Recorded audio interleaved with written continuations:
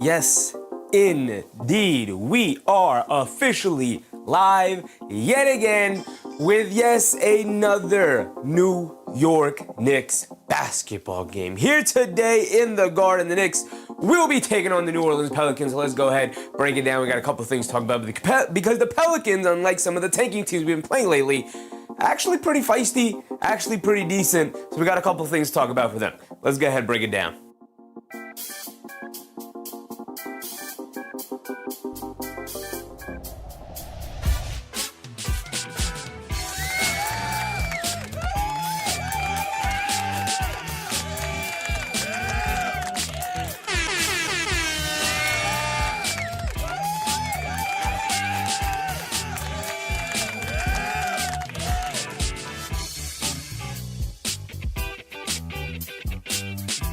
We are indeed back. We are indeed back yet again. And here today with an actual competitive, decent, strong opponent. The Pelicans should not be looked over. They're pretty good. They've been playing well. I'm giving them respect here today.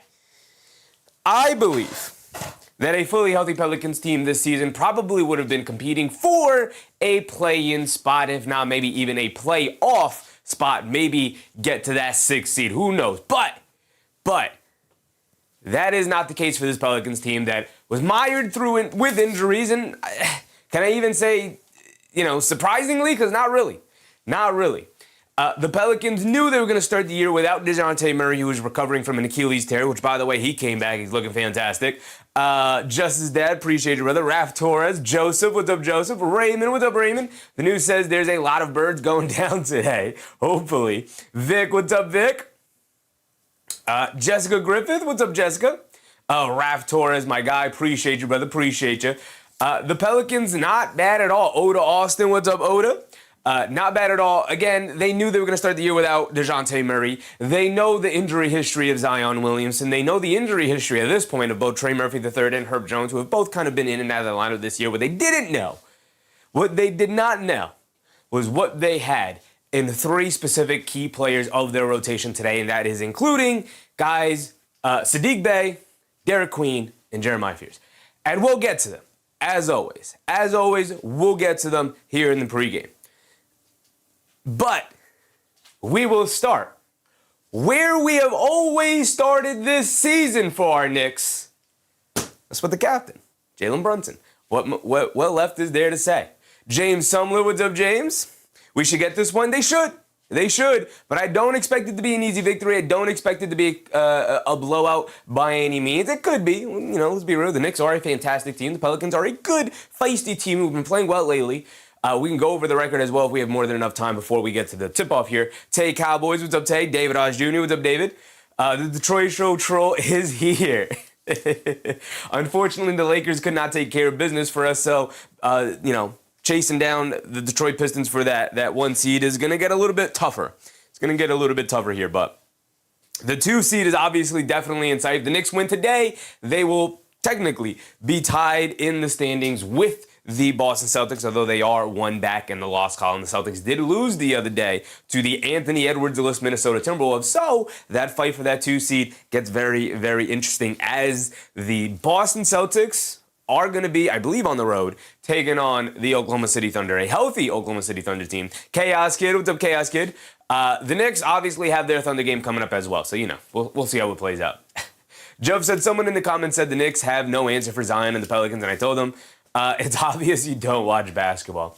To be fair, is there really a true blue answer for Zion? Not necessarily, but the Knicks, they got a couple of pretty good, kind of problem solvers out there between Anunoby, between Mitchell Robinson. Heck, even Karl Anthony Towns has been hooping his butt off. But let's get to it. Let's break down our guys. Let's talk about Jalen Brunson. There's not much stuff to say about Jalen Brunson. I'm not going to waste our time talking about our stars because we know what Jalen Brunson can bring. Yes, he's been mired in a little bit of an offensive slump, but it's cool. It's fine because when push comes to shove, we know what he's capable of. Also, his defensive activity is also ticked up, and I know I recently seen a lot of people try to make the connection. And I think there's validity to it, of course, that, with his increased involvement in the defense, there's a little bit of a decrease in his efficiency offensively because it's more of a burden. So I get that. That makes sense. That is an explanation as to why Jalen Brunson's efficiency started going down a little bit. By the way, fully updated counting stats here for our guys, so we can go through the percentages as they sit right now today. Haitian Mike, what's up, Haitian Mike? Does the New York Knicks have an identity this year? They do. They do. I think they are good at moving the ball. I think they are building a defensive. I think their offensive identity is what it is, and it's always kind of been what it is. It's slightly different under Mike Brown than it was under Tom Thibodeau, but ultimately the identity is Karl-Anthony Towns and Jalen Brunson be special. Obviously, the involvement of your wings between Anunoby and Bridges and Hart is always also going to be an impact, and identity in attacking and being a dominant rebounding team is consistently there. I think that is also now impacting their defense all around in terms of Karl-Anthony Towns being one of the best and most dominant defensive rebounders, and having on the other side Mitchell Robinson, one of the best and most dominating offensive rebounders, kind of balances the scales in a way in the offensive on the rebounding battle, which is one of the most important battles to win out in the NBA, towards the Knicks' favor, and that's kind of what their identity is built off of, where they're not going to be the most efficient shooting team, but that's fine because you have Karl-Anthony Towns and Mitchell Robinson who could dominate the boards, and you're not going to be the greatest defensive team, but if you can hold teams to one shot and have Karl-Anthony Towns and Josh Hart rip away defensive rebounds over and over again and limit teams to one shot, then you're going to put yourself in a good position to win the basketball game. So I think their identity is built around rebounding, and then it kind of spreads out from there. Obviously, there's other things they do well, of course, as well, but their identity starts there, and then everything else kind of feeds off of that mentality. David Oshun, the Knicks' identity, top 5 defense and offense. We could say that too, man. We could actually officially say that the New York Knicks are a top 5 defense this year. It is pretty insane. Lionel Monos, double Lionel, very exciting. Deuce working out, yes indeed. Yes indeed, he is on the court working out for sure.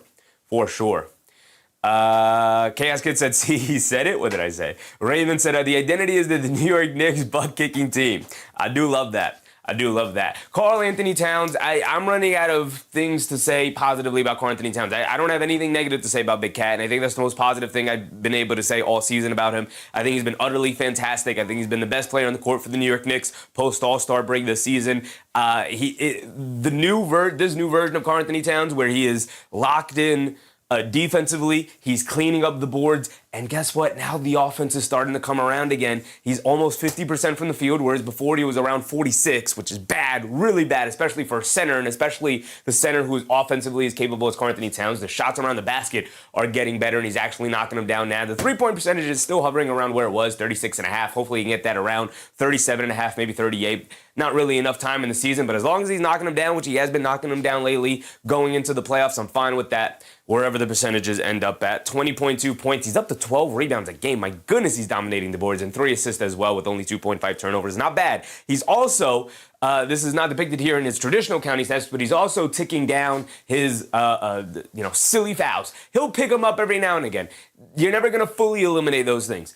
But I can't remember the last time he was in foul trouble. I can't remember the last time he fouled out of a game that was important. I can't pinpoint those things, and I think that is extremely valuable for Karl-Anthony Towns to just be able to keep him on the court and keep a regular rotation going. Because one of the most under-talked about things when Karl-Anthony Towns was constantly in foul trouble is that it messes up your rotations. You got to bring Mitch Robinson early, then the rotation is kind of messed up because what if Mitch picks up a foul or two, and then all of a sudden now you have 2 centers in foul trouble, and it's like, come on, Cat. Picked up 2 fouls early, and he had to put the defensive big man in there, and then it's just going to change the way we were looking to approach the game because now we don't have our offensive center. We got to lean more towards defense, and it becomes a mess. And thankfully, Karl-Anthony Towns has pretty much eliminated all of that. I think he's been fantastic as of late. David said, Cat was chilling early now. Thundercat has arrived in time for the playoff run. It took a while, but he's figuring it out, and I got nothing but praise for him for it. Nothing but praise. I think he's been utterly fantastic as of late. OG Anunoby's also taking up his imprint on these games. Now, it's funny because when OG Anunoby doesn't have a direct matchup defensively, where it's like, OG, your matchup tonight is Pascal Siakam, or your matchup tonight is Kawhi Leonard, or your matchup is Luka Doncic. His defensive impact always feels lower for whatever reason most of the time.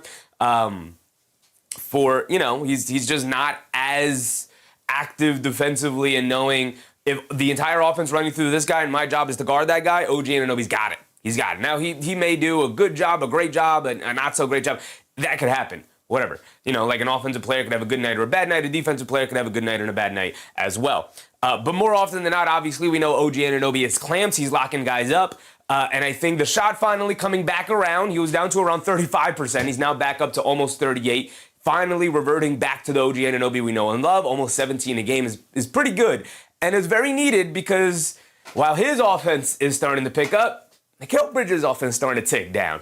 Now, throughout the year, he was hovering around 16 points per game, around 15.5 to 16 points per game, 4.1 boards, 3.9 assists, and it kind of feels like his offensive involvement is just decreasing.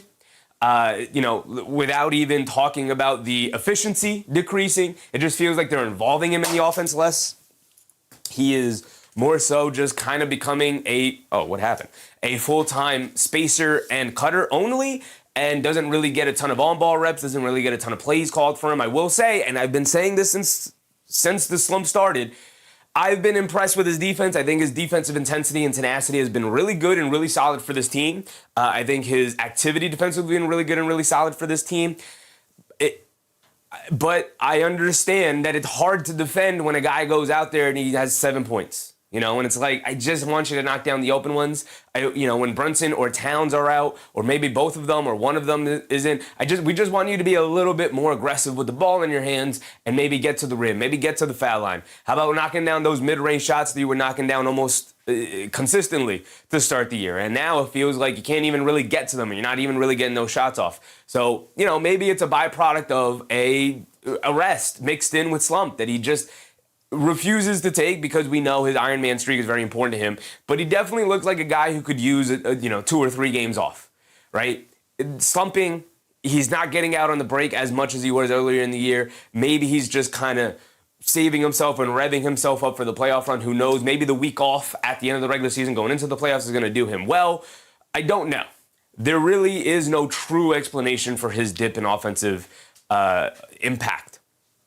But I will say is that I'm glad that majority of these nights, it has not really impacted his defensive impact. I think he's been fantastic defensively for the most part in most games. Some nights he's going to be better than others. Some nights he'll have a better matchup than others. Some nights he'll just have a flat out better game defensively than others. But I can't defend the offense. I can't. So I'm not going to try to do it, but all I will say is at least the defense is there from Mikal Bridges. Which is a very low bar to set for him. 37% from three-point range, just not getting it done. Just not.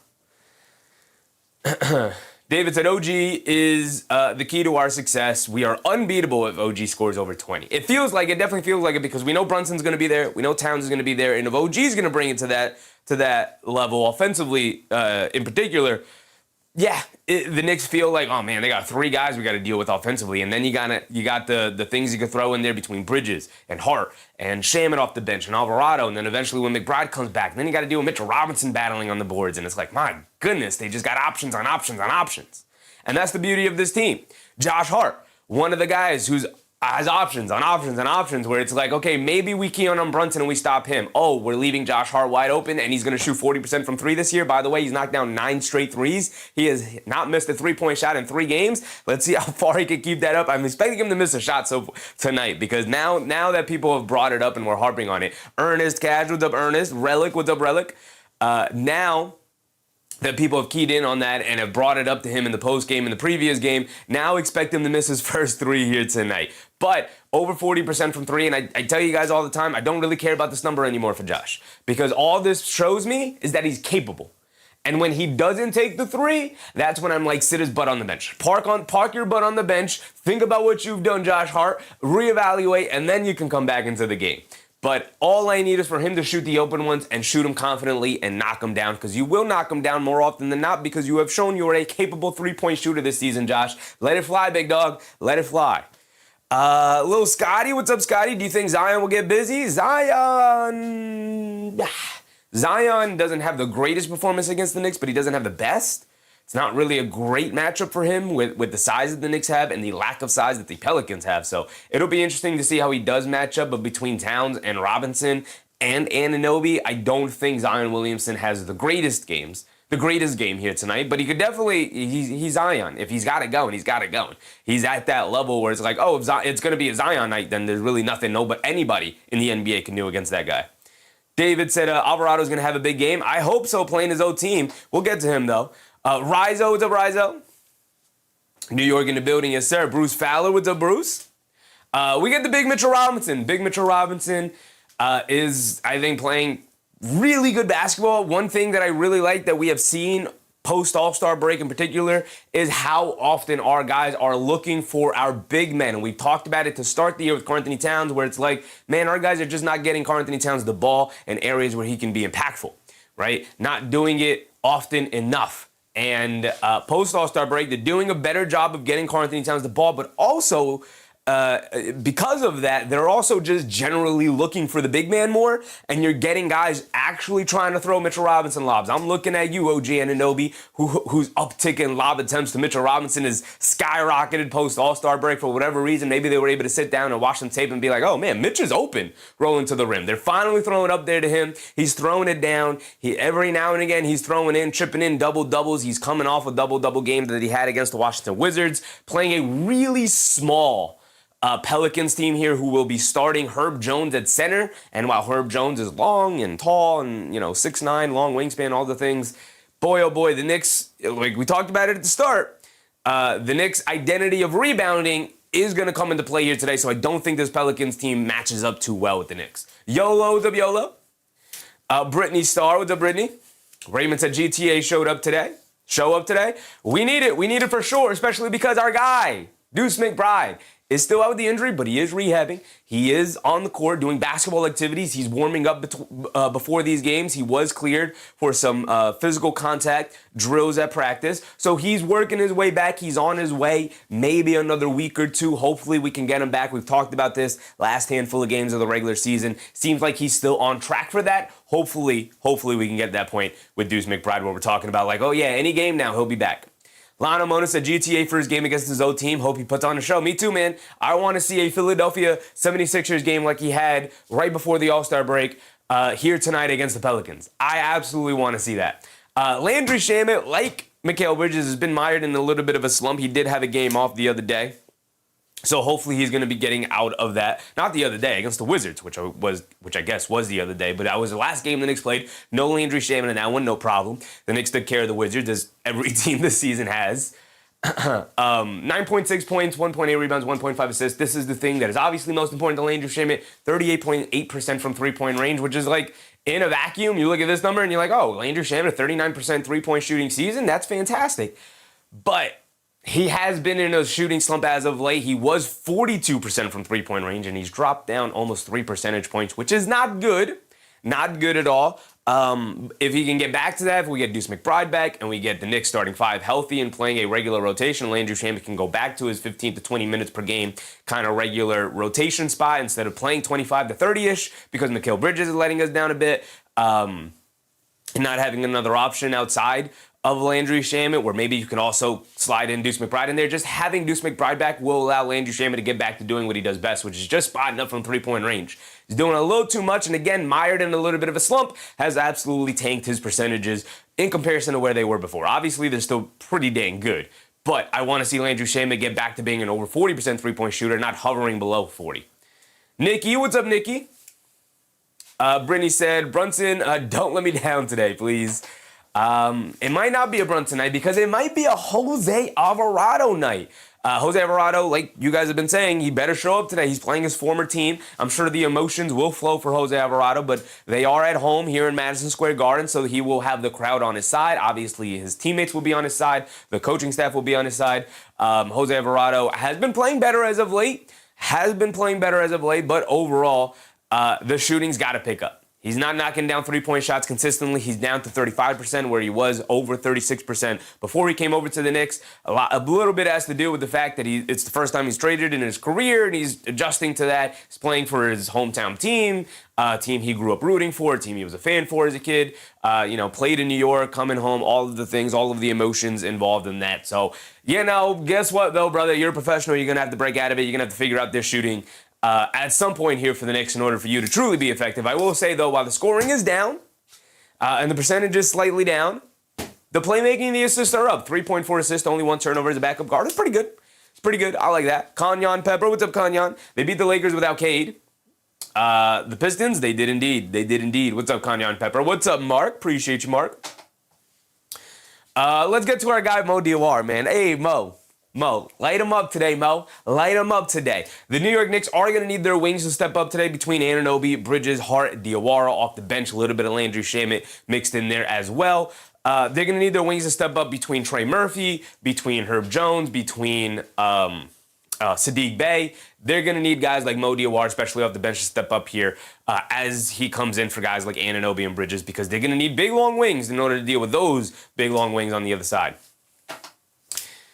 Which, by the way, also, like I said, updated stats, Mo Diawara, still over 40% from three-point range, baby. You love to see that. Mo Diawara is, his growth is just, I'm going to continue to wax poetic about Mo. I'm going to do it because I legitimately think this guy has all-star potential. Now, whether or not he hits that is entirely up to him. We'll see how he develops going into next season and beyond that and over and over and over. We'll talk about that as time goes. But I legitimately think that this guy has that level of peak potential. Can he get there? That's always the question if guys can actually hit their peak of development potential. But he's definitely got it. It's there. He's got to put the work in. It's got to come to him. Joe said Diawara hits 5 threes today. I'm calling it. Brother, you know me. Every time Mo Diawara does anything positive, I go crazy. If he gets up to 5 threes, I'm going to lose my mind. Lemon Pound Cake, what's up, Lemon? Niggy said, but nothing beats G League Kolek. This is true. G League Kolek truly is unstoppable. 42 and 11 in the G League, and then coming up and playing with the big team. It's pretty impressive stuff. Jeremy Sohan, I respect the kid's professionalism. He came over to the team, got a little bit of run for like a 2 or 3 game stretch, 4 game stretch, and it wasn't great. So got pulled back from the rotation. Mo Diawara back in the regular rotation. Sohan to the bench. Listen, they took a flyer on him. He's 22 years old. They will give him an opportunity to win a rotation spot next season in training camp, but it's clearly too late in the season to really try and experiment and work him in with this team because he has such a specific skill set and, where I think he's probably most valuable as a small ball big. And the Knicks with 2 extremely large bigs between Towns and Robinson, it just, would be interesting look to have Jeremy Sohan, but definitely this isn't the point of the season to experiment with that. So shout out Jeremy Sohan. Whenever he comes in during garbage time, he plays his butt off, and I appreciate him for that. Definitely. Das Bomb Pollen? What's up, Das? Please stay on top of the game clock and scoreboard. I got you, brother. I'll do my best. Justice Dad said New Orleans could be mathematically eliminated from contention for the play-in tournament as soon as this week. But his late season surge has included 5 wins since the All-Star break. It absolutely has. They have been playing well. We'll get to them in a second here. Jordan Clarkson, who has kind of reinserted into the regular rotation again. We'll see if he plays today. I probably will. With Landry Shamet back. Mo Diawara, I think you're going to want out there to combat the wings that the Pelicans have. So we'll see if Jordan Clarkson gets some run. I assume he will. He's been playing too well as of late to not be rewarded with playing time. But, again, when Deuce McBride comes back, I don't expect them to be part of the rotation for the long term. But I like talking about respect that I have and have grown for Jeremy Sohan for remaining professional. Talk about the leader in the locker room. Started the year in the rotation, obviously. Started slow, came back, was playing well, and then kind of dipped down again. And then ultimately was pulled from the rotation, and we saw guys like Mo Diawara be able to step up. And then, as the Knicks dealt with a couple of injuries here and there, they started slumping offensively. Mike Brown was like, hey, Jordan Clarkson, get in there, show us what you got. And from the jump, from the moment, Coach gave him an opportunity. James Sumler with a very generous super chat. Appreciate you, James Sumler. Thank you for that. My goodness, James. Thank you. From the moment Coach Mike Brown trusted Jordan Clarkson to come into the game and give them an offensive punch, he has stepped in there. He was a professional. He stayed ready. When his number was called, he was ready to go. He was ready to go.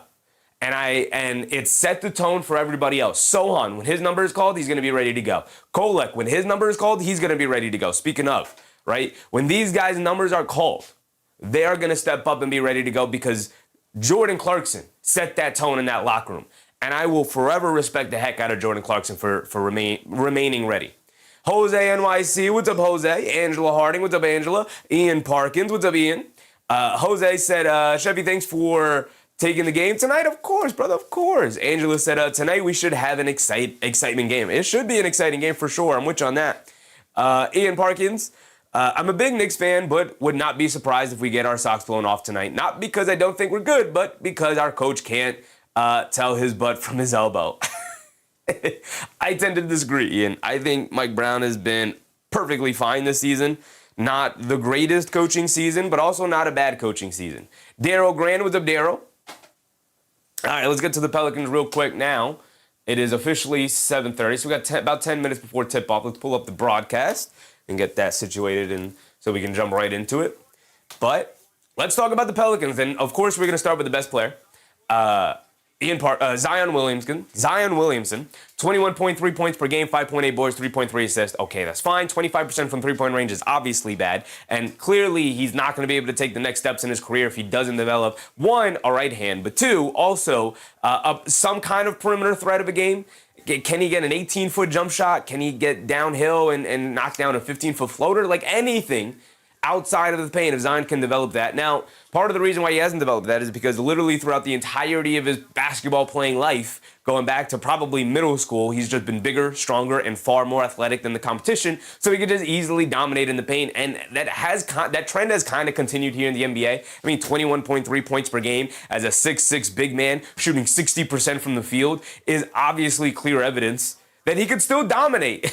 He can still dominate physically against grown men who are just as, if not more, athletic than him at this point in his career with the injuries that he's dealt with. Clearly doesn't have the explosive pop that he did back even in college at Duke. But Zion, if he's got it going, guess what? There's really not much you're going to be able to do against him. So we'll see what kind of defensive game plan the Knicks have against the Pelicans here today. And I just saw DeAndre Jordan.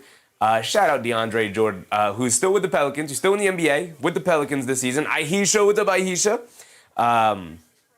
Shout out DeAndre Jordan, who coached up rookie Mitch, by the way. That's Mitchell Robinson's vet right there. Shout out DeAndre Jordan for putting Mitch on the correct path in his development. MBM said, Chevy in the booth kicking science. Appreciate you, MBM. Appreciate you. So Zion, again, doesn't typically have very good matchups against shot-blocking bigs and rim-protecting bigs. So when Mitchell Robinson's in the game, I expect Zion to struggle a little bit. Clearly, still 21.5 points per game on 60% from the field. He's going to get his buckets. He's going to be able to power through rim protectors and defenders and whatnot. But as long as the Knicks can stay out of foul trouble and just force Zion to finish tough layups at the rim and try and keep him away from his left hand, you're going to try and keep him away from his left hand, but he is still going to be able to get to it. But Zion... he's Zion. He's 25 years old. I think this is his sixth season at this point. What was it, the 2019 draft, seventh season, something like that? We know who he is. And unfortunately, just hasn't stayed healthy enough and hasn't developed the outside parameters of his game to really take the next leap into stardom, superstardom even. Jose NYC said, the kid literally ripped through the soles of his sneakers. Zion is a runaway truck. He is indeed. Bruce said, I'm seriously considering volunteering just as that to be your statistician. Foonpei, what's up, Foonpei? Slapped you late because I don't have the proper subscriptions to watch the game. I'm just going to trust whatever you say. Appreciate you for that, Foonpei. Appreciate you for that. Trey Murphy III, who is the apple of, I think, a lot of competitive teams' eye right now. He is a rising star on the verge of a breakout. Maybe he's just kind of fully broken out this season. 22 points per game, almost 6 boards, 4 assists, only 2 turnovers, 38% from the field, 47% from the field, 38% from three-point range. 30% from the field would be terrible. But Trey Murphy III has clearly taken another step in his development. King Free, what's up, King Free? He's clearly taken another leap in his development this season. Things that he needs to continue to work on, obviously, is creation off the bounce. Sometimes he can get stifled with a little bit of a limited ball handling capabilities. But overall, obviously, we've known since the moment he stepped into the NBA, he has deep range from three, which has obviously gotten more refined as he's been in the NBA longer, at 25 years old now. He's got deep range from three, but also he's got explosive leaping ability. And with an improved ball handling skill set, he's been able to get downhill and actually finish at the rim this season, but obviously still somewhat limited with his ball handling creation. And if you just put a good feisty defender on him, you can kind of just build a wall around him, keep him out on the perimeter, and he's going to have to knock down tough threes, which he's capable of if he's got it going tonight. But I think the Knicks have the necessary defenders to stay in front of him as point of attack defenders between Shamit. I think Bridges could handle Trey Murphy for the most part here tonight, so we'll see how it works out. David Osh Jr. said, what TV channels are having East playoffs? We can look that up. Let's finish out our Pelicans coverage, though. We got 5 minutes to go, but let's get to Herb Jones, who's starting at center, I believe. We'll see if they switch up their starting lineup here tonight against the Knicks, knowing the Knicks are a big rebounding team. I'm going to look it up real quick. But the Pelicans have been starting Herb Jones at center as of late. Doing too much? What's up, doing too much? You're really good at what you do. Chevy, keep up the great work. Appreciate you doing too much. We're just out here having fun, talking some basketball. It's my favorite pastime. It's my favorite hobby. It's my favorite pastime to do. Sit down, talk about basketball. I've been doing this since middle school, man. I love it. I really do. So all I did was hit the go live button. That's all I'm doing. Let's look up their starting lineup if it has even been announced. But like I said, they have been starting Herb Jones at center. Like, they just decided we're going to start our 5 best players, even if it's going to be without a traditional big man. I'm going to look up Pelicans starting lineup. Actually, I could just look up New Orleans Pelicans, right? Because the account should have posted their starting lineup if it is indeed available right now. So Herb Jones is starting at center. Their starting lineup, which has been the starting lineup as of late, is DeJounte Murray, since he came back from the ruptured Achilles injury, Trey Murphy III, Sadiq Bey, Zion Williamson, and Herb Jones. Now, you would think Zion is kind of starting at center, and a little bit. Obviously we're in an era of positionless basketball, but Zion and Herb Jones are essentially your front court here, and this is a very poor rebounding team. So the Knicks should be able to dominate the boards here today if they take that aspect of their game seriously, which is the strength of their game. So hopefully they do that here tonight. Darryl said, like and subscribe, y'all. Appreciate you, Dale. Appreciate you. Jose said, if you think 25% from the arc is bad, we have 20% likes for those who logged on. Appreciate you, Jose. Appreciate you, man. Twilson, what's up, Twilson? Cat better punish them this game. Yeah, I'm going to be interested to see who they even put on Karl Anthony Towns to start the game. Let's get to DeJounte Murray, who just returned from an ruptured Achilles. I can look up how many games he's played, but it's not been many. It's post-All-Star break since he's returned. They immediately inserted him to the starting lineup. He's been in fuego ever since. 18.7 points per game, 5.1 boards, 6.2 assists, 3.5 turnovers, a little high. He's at my benchmark of 3.5. So we'll see how he plays here today. He's just coming back from the injury, so like Jason Tatum, I'm going to give him the benefit of the doubt, but he has been better than Tatum since returning. 34% from three-point range. He's clearly worked on it since coming to the league. That was a deficiency he had, but he has gotten much better as he's gotten older here at 29 years old now. Coming off the injury, 34%, not bad at all. Not bad at all. It's respectable. It's respectable because he takes them off the bounce, he takes them off the catch, he takes them off movement a little bit. So he has diversity in his ability to shoot threes from all over the court. G4, what's up, G4? Give me some Mo. I'm hoping for a big Mo Diawara game here today, man. I'm really hoping for it. Let's get to Jordan Poole, who's an absolute wild card. You never know what you're going to get from him. I mean, the kid shooting 26 years old now. 37% from the floor is horrendous. 33% from three-point range is not very good for a high-volume three-point shooter. Tammy, what's up, Tammy? Happy game day. Absolutely, Tammy. Absolutely. Love our New York Knicks game days. Absolutely adore them. My favorite team to watch, man. Favorite team to watch.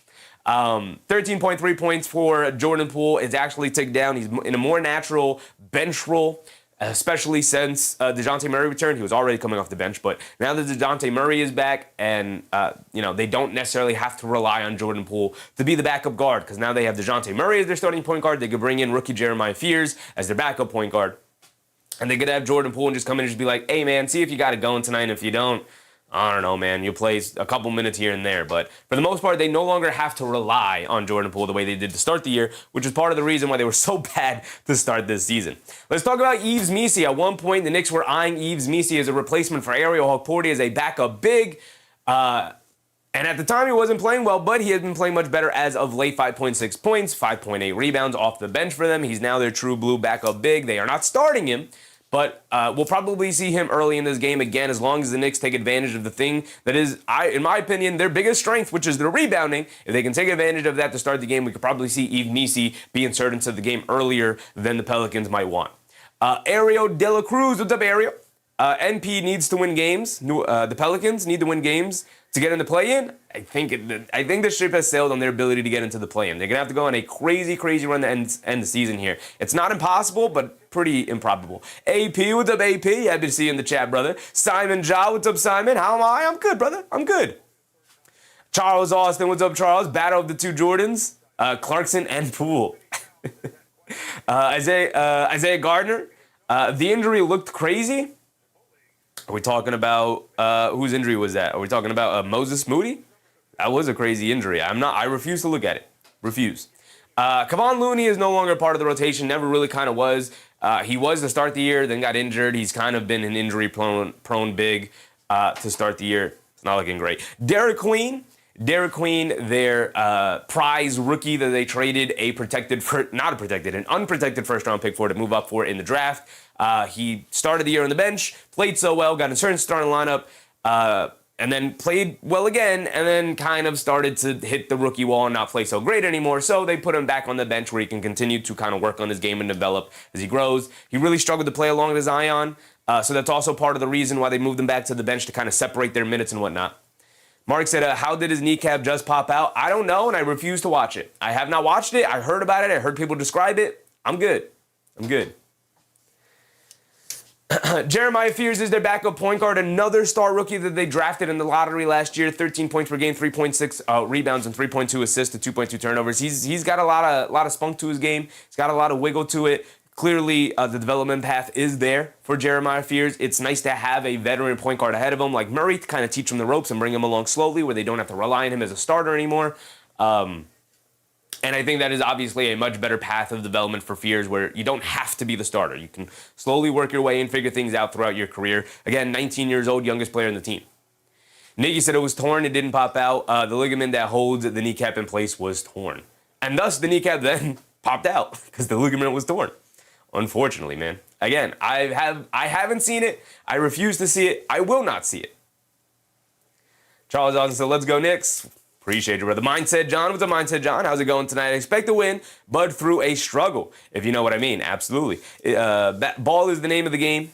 Put your mind into it. Absolutely. This is going to be a tough game. The Hornets are playing well as of late. And the last guy we're going to talk about before we get to the tip-off here is Saddiq Bey. Again, like Yves Missi, at one point the apple of the Knicks' eye. Obviously, a Villanova alum, so he's got the Knicks ties already. But he was playing so well that he played himself out of trade conversations because the price tag got too high for teams. 17.4 points per game, a career year for him, 5.7 rebounds, 2.6 assists, obviously coming off an ACL tear. So the Pelicans took a flyer on Saddiq Bey where other teams were a little nervous to do so, got him on the cheap, and he has absolutely been flat out fantastic for them this year. We know the starting lineup for the New York Knicks, usual starting lineup of Brunson, Bridges, Anunoby, Hart, and Towns, and the Pelicans will have Murray, Murphy, Saddiq Bey, Zion Williamson, and Herb Jones, pretty much as their backup, as their starting center. So with that being said, we did it right on time. We got to everything we wanted to talk about, and here we go for the tip-off. The Pelicans win the tip. And Herb Jones has it up top. He's being guarded by Brunson to start the game. Jones comes to the left, driving it down, spins in the lane, flips it up with the right hand. Got it to go. His offhand, by the way, he gets it to go. Let's put this full screen. There we go. Now let's get this hooked up for you guys. Here we go. Boom, boom, and boom. Brunson has it up top. Gets it over to Towns. Towns on the right wing. Immediately they mess it up. They swing it out the Bridges, extra pass to Anunoby. Left corner three, got his off started right. And that's how we get the game started off right for the New York Knicks right there. Beautiful. Ball movement leading to the open shot. Herb Jones has it up top, being guarded by Brunson. They're clearly going to be looking to attack Jalen Brunson here. Herb Jones gets it over to Williamson, down the lane, scoop layup, got it to go past Karl-Anthony Towns, and I think that's fine. Towns got beat off the bounce a little bit there. Zion got the layup to go. Rather give him the layup than pick up an early foul from Towns trying to overextend and get back in front of him. Brunson gets it over to Towns. Towns up top, pump fakes, driving to his left against Bey. Down the lane, leans in, floater, can't get it to go, but a foul is called on Saddiq Bey. And Towns will go to the foul line for 2 free throws. Okay, Towns got a foul call. Mark said Bey started hot last game, but ice cold in the second half. Yeah, what did he have, like 20-something points, 22 points in the first half, and then only had like 3 in the second half or something like that. So we are off and running. Towns at the foul line for 2 free throws, y'all.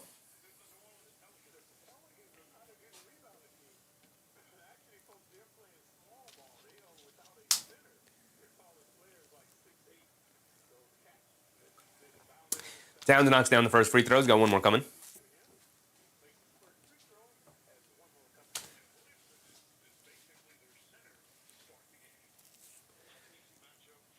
So obviously the Knicks and the Pelicans will be cross-matched against each other all night because of how small the Pelicans are playing and how small the lineups they're going to be relying upon are going to be.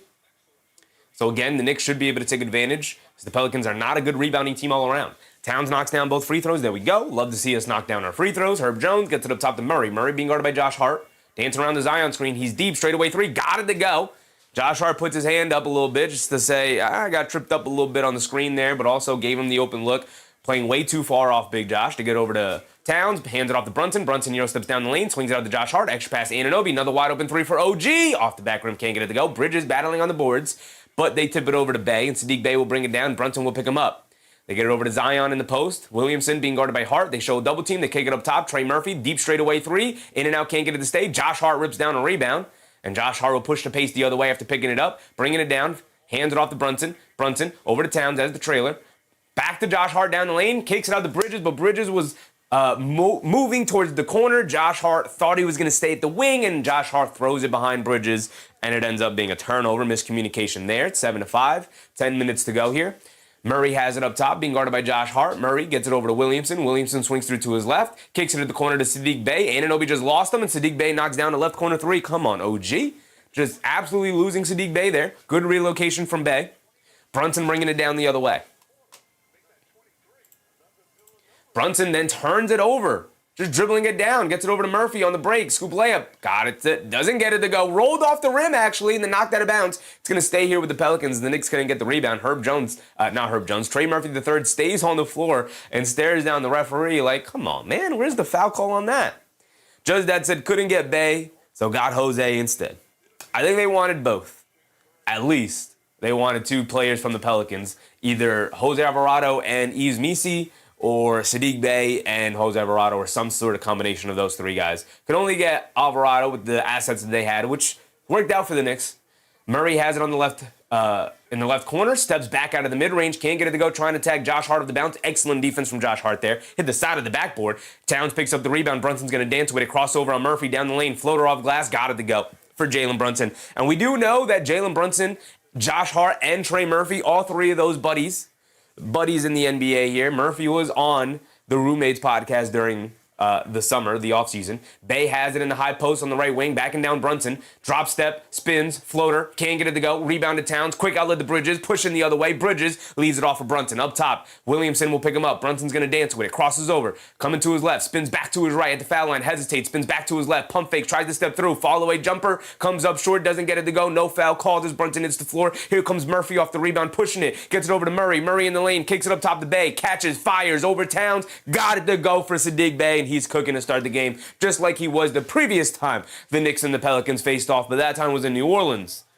And 3 of 4 from three-point range for the Pelicans so far here tonight on mostly wide open looks. The Knicks defense has to get out to these shooters. Brunson slip past to Anunoby down the lane, pump fake, goes up with the 2-handed slam. There you go. If we could just force our way down low, Knicks, maybe maybe not settle for these jump shots right now. Williamson kicks it out to Murray. Murray will fire another 3. Josh Hart right there. Comes up short. Towns gets his fingertips on the rebound, but can't hold on to it on the long board. They kick it out to Bey in the left corner. He's going to dance with it against Towns. Drives to his right. Loses the handle. Picks it up. Kicks it out to Murphy. Kicks it out to Jones. Jones being guarded by Brunson. He puts up the jab step 3. Too strong. Can't get it to go. Anunoby the rebound. And the Knicks, I think the Knicks will dare the Pelicans to beat the Knicks from 3-point range tonight. Towns has it as the trailer. A straightaway three line me up. Can't get that one to go. Here comes Trey Murphy off the rebound. A home run pass to Sadiq Bey. Anunoby has to run back to contest him at the rim. Good defense from OG Anunoby to force the nice miss. That's really good effort from Anunoby there. Brunson over to Bridges. Bridges, the right wing three. Got me to go. Mikal Bridges, love to see Bridges get involved in the offense early. Rise and let it go confidently from that right wing. Murray has it up top, being guarded by Josh Hart. Murray coming to his right off a Williamson screen to kick it over to Murphy. Murphy, jab step, kicks it back up top to Murray. Now over to Bey, now over to Jones. Will fire the left corner three in the relocation, and that time he knocks it down over Jalen Brunson. And again, I think the Knicks will live with Herb Jones living from the perimeter right now. Brunson a hit, head pass to Anunoby. Anunoby attacking Williamson off the bounce, step back, pump fake, tries to step through, and draws the foul after Zion Williamson jumped on the Anunoby pump fake. And it's a foul on the floor. So it's side out of bounds for the Knicks. Albert, what's up, Albert? Bruce Fowler said a little sloppy, a little bit. Croywin, what's up, Croy? Ozahar, what's up, Ozahar? Joseph said, Brunson, let's stop doing all this ISO ball, please. He's trying to attack a matchup he had, but I agree. We should be playing through Karl Anthony Towns and OG Anunoby and Josh Hart here tonight, attacking this small ball lineup specifically. We got 7 minutes to go here. Anunoby is at the foul line for 2 free throws, so they gave it to him in the act of shooting. Cool. All right, Anunoby knocks down the first one. He's got one more coming. Anunoby goes 2 for 2 from the foul line. And the Knicks, so far, perfect from the foul line. You love to see that. Yves Missi has checked into the game, by the way. Murray has it up top, pulls it out. Bridges switched onto him. Over to Missi. Missi gets it over to Jones. Jones coming to his left. Now gets it over to Murray. Murray being guarded by Bridges. Jab step coming to his left. Back out to Jones. Jones. Jab step coming to his right. Putting his head down. Attacking. And Brunson picks up the fouls. Herb Jones put his head down. Got to the rim. And we're going to get a timeout and a stoppage in play here with 6:40 to go. All right. 16-14 start here tonight. Kind of a back and forth affair. Both teams knocking down some perimeter shots to keep them in this one. Bridges knocked down to 3, Anunoby knocked down to 3. Bey is knocked down 2 threes. Murray's knocked down to 3, and Herb Jones is knocked down to 3. So the Knicks are doing a pretty good job of keeping them out on the perimeter, but not doing a good enough job of at least contesting their three-point attempts. Sadiq Bey had 2 wide-open looks from 3, and Murray had a wide-open look from 3. Outside of that, the Knicks have done a pretty good job of getting out to their shooters. They contested Herb Jones well enough on his three-point shot. He just happened to knock that one down. It's going to happen. They contested Trey Murphy on his three-point shots, and he missed both of the attempts he's had so far tonight. They've also done a really good job of keeping Trey Murphy out of the paint, forcing him to settle for jump shots. We talked about that in the pregame of Trey Murphy having a little bit of a suspect handle right now in his development. Right, if he truly wants to take that next step as an all-star level player, he's got to get an off-the-bounce game, man. Zane, what's up, Zane? That's where Wingstop comes in. Three-point defense is not just about your wings. It's got to be a full team effort with the way that teams get you in rotation, right? So if a guy is going to attack the paint and then look to kick it out to shooters and then they're going to swing the ball around, like everybody's got to be on a string, right? That goes all the way down the 5 players on the court, right? Like it might start with Anunoby, or it might start with like a Josh Hart at the point of attack, but then slide down to Anunoby on the first rotation. But then, if they start swinging that ball around, then it goes to Bridges, then it goes to Brunson, then it goes to Towns, then it goes back to Hart, then it goes back to Anunoby, and it depends how quickly you can get to these guys before they get these open looks from 3. Because if you swing the ball around fast enough, you should end up with an open shot. 24 seconds of defense is tough. AP says slow starts again. I wouldn't say it's a slow start. Like we talked about, the Pelicans are a really good team playing good basketball. Let me slow myself down. Maybe not a really good team, but they're playing really good basketball right now, right? They're a good team with talented players who have been hurt all year, who are finally healthy, but it's too late in the season, right? After they dealt with all the injuries, they're sitting at 25-47 on the season and likely not to even make the play-in. But now fully healthy with their full slate of players, they're a pretty decent team, right? They lost to the Cavs by 5 points. They lost to the Rockets by 3 points. And outside of that, they've been on a little bit of a heater since DeJounte Murray came back from injury and has re-entered this starting lineup. So the Knicks are in for a tough fight, and it's 16-14. I wouldn't call it a slow start. It's not a fast start. It's just been a back and forth affair so far. Shout out Bill Bradley, who's in the building tonight. Yes, sir. Miss Mar, what's up, Miss Mar? Checking in while on a quick work break. Appreciate you, Miss Mar. Hope you're having a good time tonight. Job said, we're at 14 with 6:39. I wouldn't consider that a slow start. Maybe a little bit, but not that much. Yeah, That's a good point, Joseph. We're 14 points about halfway through this first quarter, right? If that's the halfway point, and if they score 28 points in the first quarter, that's fine. It's a fine start to the game. It's obviously going to have to coincide with a little bit of a tick up defensively here, of course, like we talked about, doing a better job of getting out to their shooters. Kevin Patrick Hogan, what's up, Kev? Let's go, Knicks from the Philippines. Appreciate you, Kev. Appreciate you. All right, here we go. We're back into it. Misi hands it off to Williamson, driving down the lane, lefty layup, gets it to go, and the foul for Zion Williamson there, just muscling his way through both Karl-Anthony Towns and OG Anunoby there to get the layup and the foul. And he's going to be at the foul line for one more. Can be giving up rim attacks by Zion and open three-point shots. You're going to have to take one of these things away. My goodness. Towns and Anunoby both there, but Zion just too big, too strong, too talented of a finisher.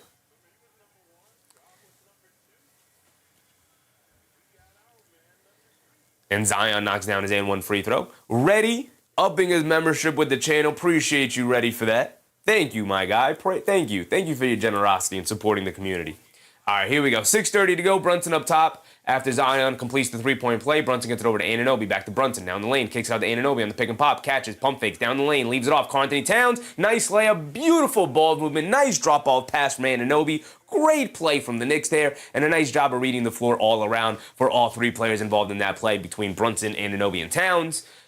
Missy has it up top. Hands it off to Herb Jones, hands it off to Trey Murphy, Now Herb Jones in the corner attacking, leaves it off to Zion for the scoop layup and beautiful ball movement and player movement. Speaking of a good play, right there for the Pelicans to get those 2 points right back. And Reddy also gifted a membership. My goodness, my guy. Appreciate you. Appreciate you, Reddy. And the Knicks knocked down a three. I was too busy appreciating the generosity from my guy, Reddy, that I missed who knocked down that three. But they did indeed knock down a three. So it's back to a 2-point game. Murray, cross-court pass. Trey Murphy ran off the line by Bridges attacking. But a foul is called on Bridges. Hand-checking Murphy out on the perimeter as he tried to drive past him. We got 5:30 to go here tonight.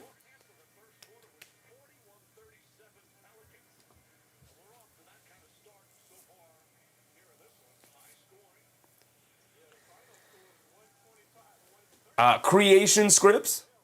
Appreciate you, brother. Bruce Williams, what's up, Bruce? MBM, welcome to the crew, absolutely. Bruce Fallis said the Senators in the house, absolutely, absolutely. We do have some NBA royalty, we do indeed. Shout out Bill Bradley in the building.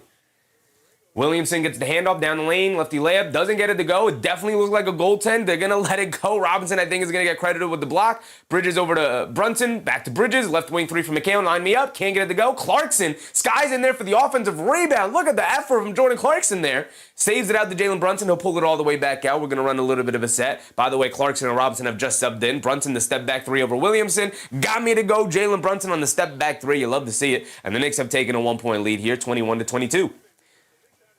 Murray bringing it down, being guarded by Clarkson, coming to his left, now behind the back, coming to his right, driving it down on Clarkson, Euro stepping down the lane, throws with the floater over Robinson, doesn't get the friendly roll, but Missy right there with the offensive rebound and putback after Robinson had to go out and contest the layup from Murray, put him out of position for a rebound there. The Knicks could not gain rebound in that situation. Good rebound from Missy to get the putback. Josh Hart has it up top after some ball movement there. 23-22. We've been going back and forth all night. Josh Hart up top to Clarkson, down the lane, kicks it back out to Josh Hart. Pump fakes from three, flies by defense by Murray. Josh Hart high off glass, can't get it to go. Robinson the offensive rebound, kicks it out to Josh Hart.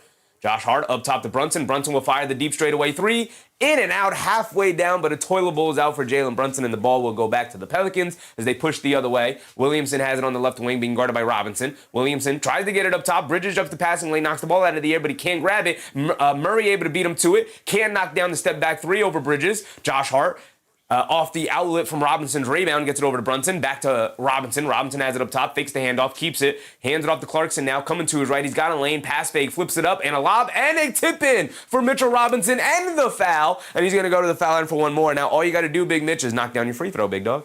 Knock down your one free throw. Doing too much. Said if you were the coach, who would be your starting lineup? I would put Deuce McBride in for Josh Hart. But I have said this multiple times. I don't mind Josh Hart in the starting lineup. that much as long as we are smart about when we pull him in and out of the lineup. If it's clearly not working early and he's missing his shots, then I'd pull him out for Deuce McBride. But my go-to starting lineup would be Deuce McBride, and I'd have Josh Hart as a super sub competing for sixth man of the year because he's that dang good. He is a starting caliber player, but in the configuration of this roster, I definitely want him coming off the bench. I think it would be beneficial for his skill set. I think it would be beneficial for the team all around. But that's where I would go.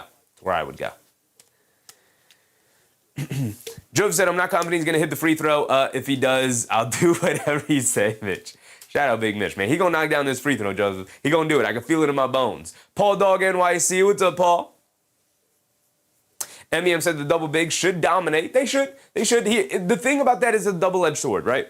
So, if a team is playing small, you could kind of counter that and say, well, I'm going to play big, and I'm going to play a double big lineup, especially when you have a double big lineup available to you that the New York Knicks do between Robinson and Towns. You could absolutely counter with that.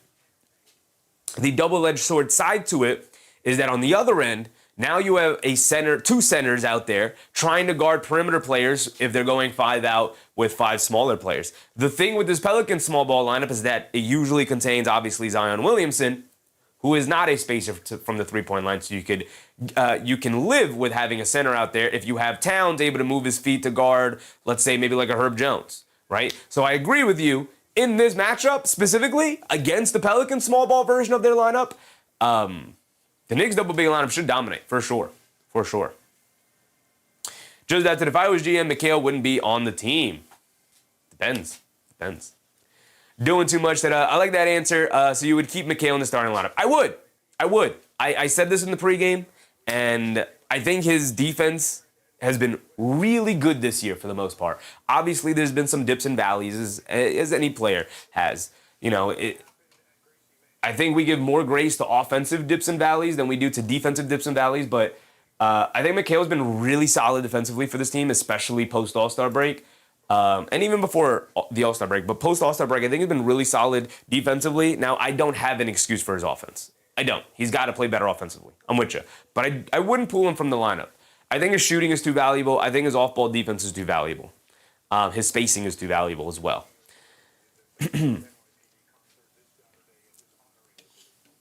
I'd leave Bridges in the starting lineup. I wouldn't really think too heavily about it. Although I could see it. It's not the craziest idea. I know some people have definitely debated that.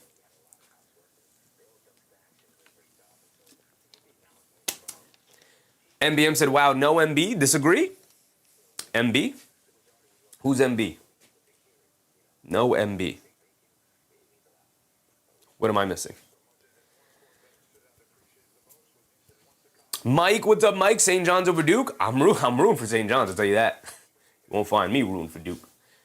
Robinson knocks down the free throw, Joseph. There it is. I told you. I felt it in my bones. Big Mitch got it. He knocks down his free throw. Jeremiah Fears is in the game. He's being guarded by Brunson. They get over to Herb Jones. Herb Jones coming to his left off a Missy screen, down the lane, pump fake, steps through, layup off glass over Robinson, got it to go. Looks like the Knicks are in a zone there. Interesting, Mike Brown experimenting with the zone as we wind down the regular season here. We've seen it sparingly throughout the regular season, not really too much, but this is the second game in a row. We saw it against the Wizards as well, now utilizing it against the Pelicans. Clarkson up top, coming to his right, being guarded by the rookie Fears, now over to Robinson. Robinson up top, hands it off to Bridges. Bridges coming to his left, steps back, now coming to his right, down the lane, steps through, kicks out to Clarkson. Clarkson from the corner, coming to his left, one-legged fall-away jumper. Got it to go as the shot clock expires. Jordan Clarkson doing what he does best, getting buckets. Derek Queen is in the game, coming to his right, off a Misi screen. Queen has it up top, gets it over to Fears. Fears coming to his left off the Queen screen. Pocket pass to Queen, down low against Robinson. Layup, gets it to go, and the foul against Mitchell Robinson. Mitchell Robinson can't believe the foul call, but a nice finish from Queen regardless. And he'll be rewarded with one more free throw now. Bruce Fowler said, Bridges says to himself every night, there wasn't this much smoke in Brooklyn, or Phoenix for that matter. And that was a finals team. Yeah. I mean, the pressure of playing in New York, it's the heaviest jersey in the league. It's one of my favorite sayings about the Knicks. The Knicks jersey is the heaviest jersey in the league to wear, man. There's so much pressure with playing for the New York Knicks. Jeff Brown, what's up, Jeff, brother? Cavs playing today, right? You guys have the national TV game against the Magic.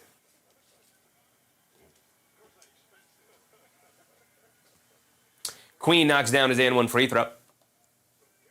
Under 3 to go here in this first quarter. It's been a back and forth affair all night so far. Brunson bringing it down. Has it up top, being guarded by Murphy. Coming to his left off a Mo Diawara screen, baby. Mo Diawara's in the game. Brunson crosses over to his left against Queen on the mismatch. Going under the basket, keeping his natural ball alive. Gets to the baseline, pull-up jumper. Got it to go for Jalen Brunson. Nice to see the jump shot consistent here for Brunson so far tonight. He is 2 for 4 from the floor.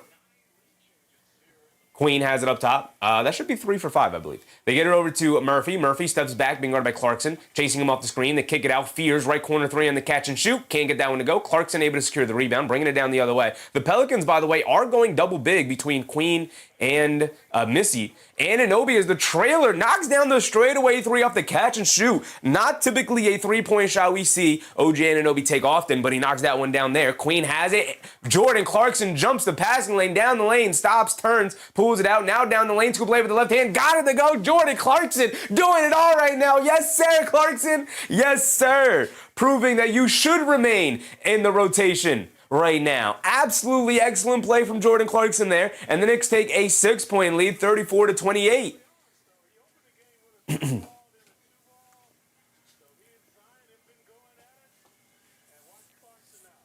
Farm Boy TV, what's up, Farm Boy? JC stat, please. JC is hooping, brother. He's now 4 points, but 2 rebounds, 2 assists, doing it all. Coming up with the steal there on Derek Queen, and instead of forcing it there with Trey Murphy and Derek Queen in hot pursuit, he instead stops, looks behind him for a trailer, doesn't really have one, and then realizes he's got space in the lane. He says, all right, let me look to attack again. And then takes his nice little 2 steps for the lefty layup past Trey Murphy, who did not expect Clarkson to come back into the lane that way.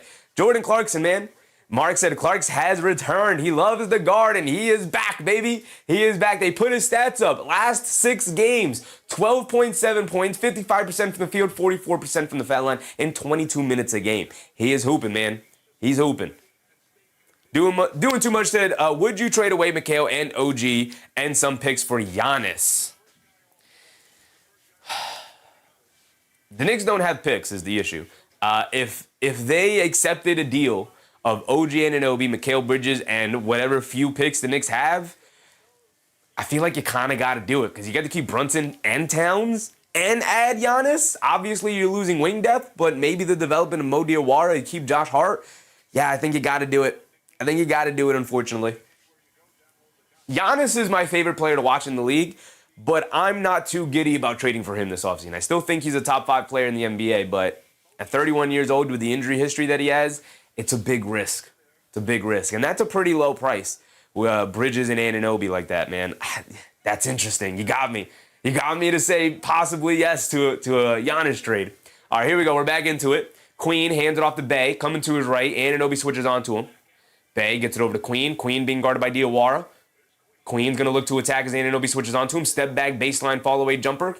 Can't get it to go. Battle for the rebound. Robinson able to snag it. Good effort from Yves Misi there to try and snag an offensive tip-in, but Robinson able to finally secure the rebound. Brunson has it up top, being guarded by Murphy. Directing traffic, telling Anunoby to come through. Wants to run the pick and roll with Clarkson. Now gets it over to Clarkson. Up top, Clarkson back to Brunson. Coming to his right off the screen again. Brunson's going to dance with it against the rookie Fears. Pump fakes, gets it out. Anunoby left corner. Pump fakes, coming to his left along the baseline inside to Clarkson. Flips it up to Robinson. What a play!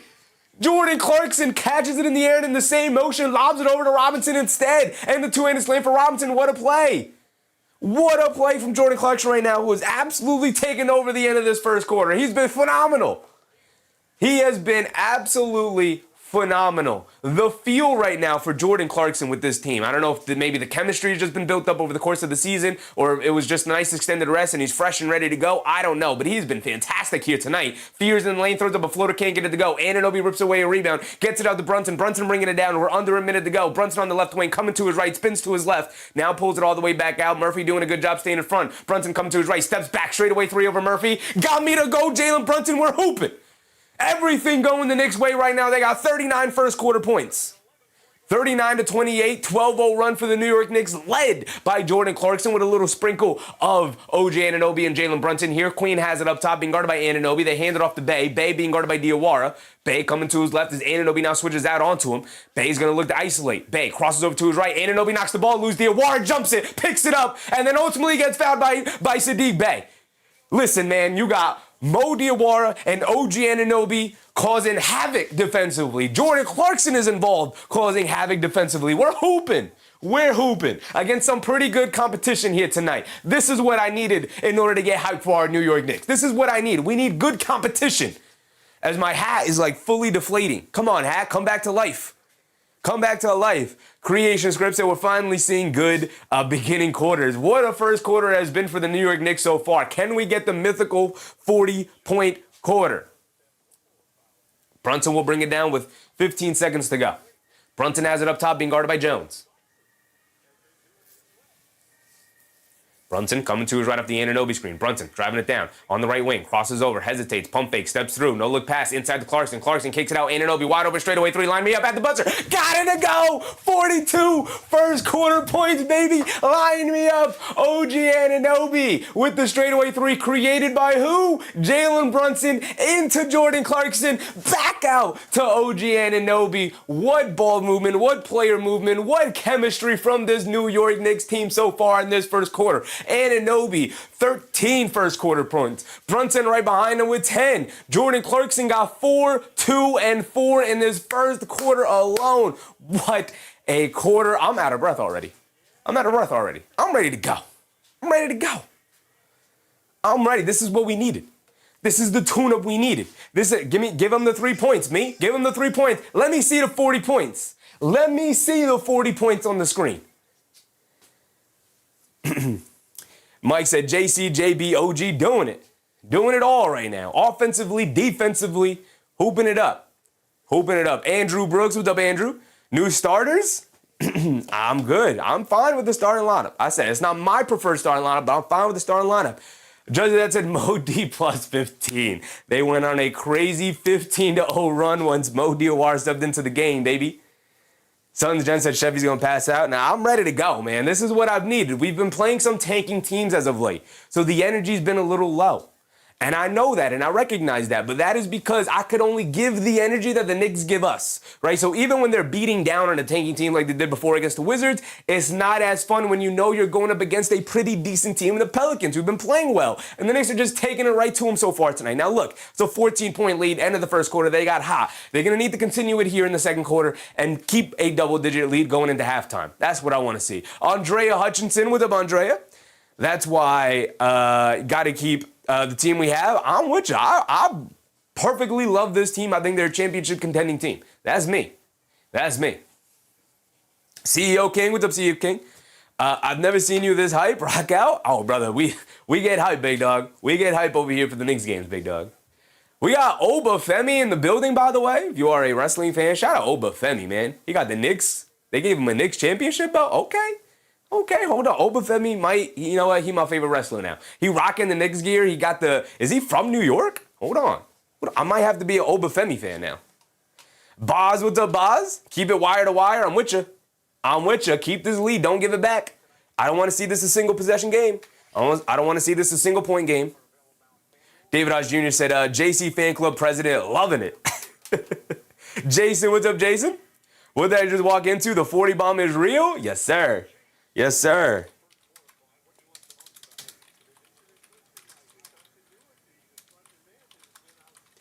Here we go. Mo Diawara bringing it down. Look at Big Mo. Look at Mo. They get over to Towns. Towns up top being guarded by Queen. Towns hands it off to Anunoby. Anunoby up top to Diawara. He's going to look to attack. Crosses over to his right, down the lane.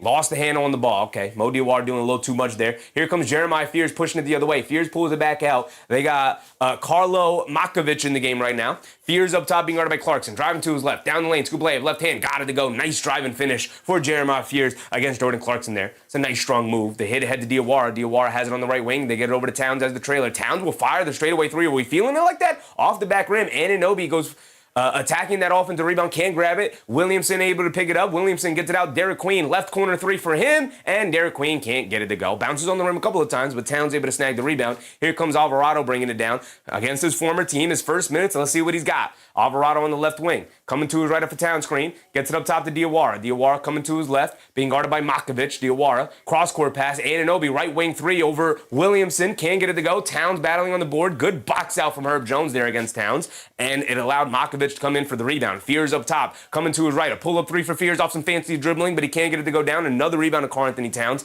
Here comes Jose Alvarado bringing it down the other way. It's a 12-point lead for the Knicks, 42-30. Alvarado up top, coming to his left off the Anunoby screen, and it is a foul on the perimeter on the Pelicans there.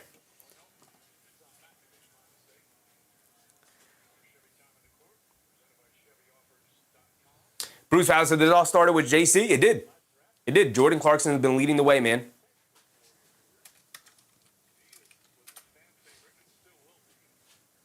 Alvarado gets it over to Anunoby in the right corner.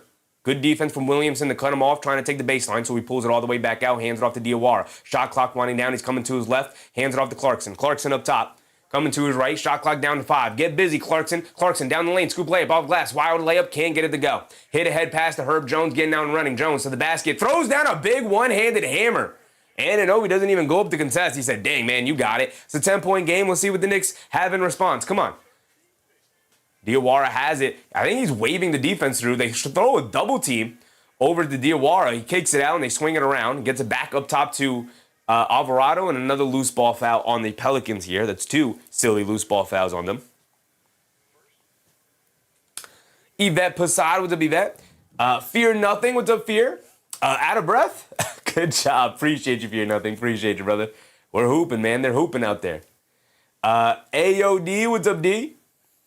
Appreciate you. Towns on the right wing being guarded by Malkovich. Jab step, coming to his left. Up top, Anunoby, another 3, line me up. Can't get it to go off the back of the rim. Rebound over to Malkovich. Hit ahead to Fears. Jeremiah Fears shot out of a cannon. If he didn't mishandle that ball there, he would have went right to the basket. They get over to Queen in the post against Diawara. Taking him along the baseline, layup off glass, got it to go. He's just too big and too strong against Mo Diawara there. And then he got something to say to Big Mo. All right, Mo, how do you respond to that? Alvarado has it up top. He's being guarded by Jones. They get over to Towns. Towns up top. It's an 8-point game, by the way. After that momentous first quarter, Towns down low to Clarkson. Clarkson gets fouled, tagging the rim. That's now 3 fouls. 3 silly fouls on the Pelicans. Oda Austin said, this is defense is a nightmare in the first quarter. Defense was hooping in that first quarter for sure, especially to end the quarter. Maybe not so much to start the quarter, but definitely to end the quarter.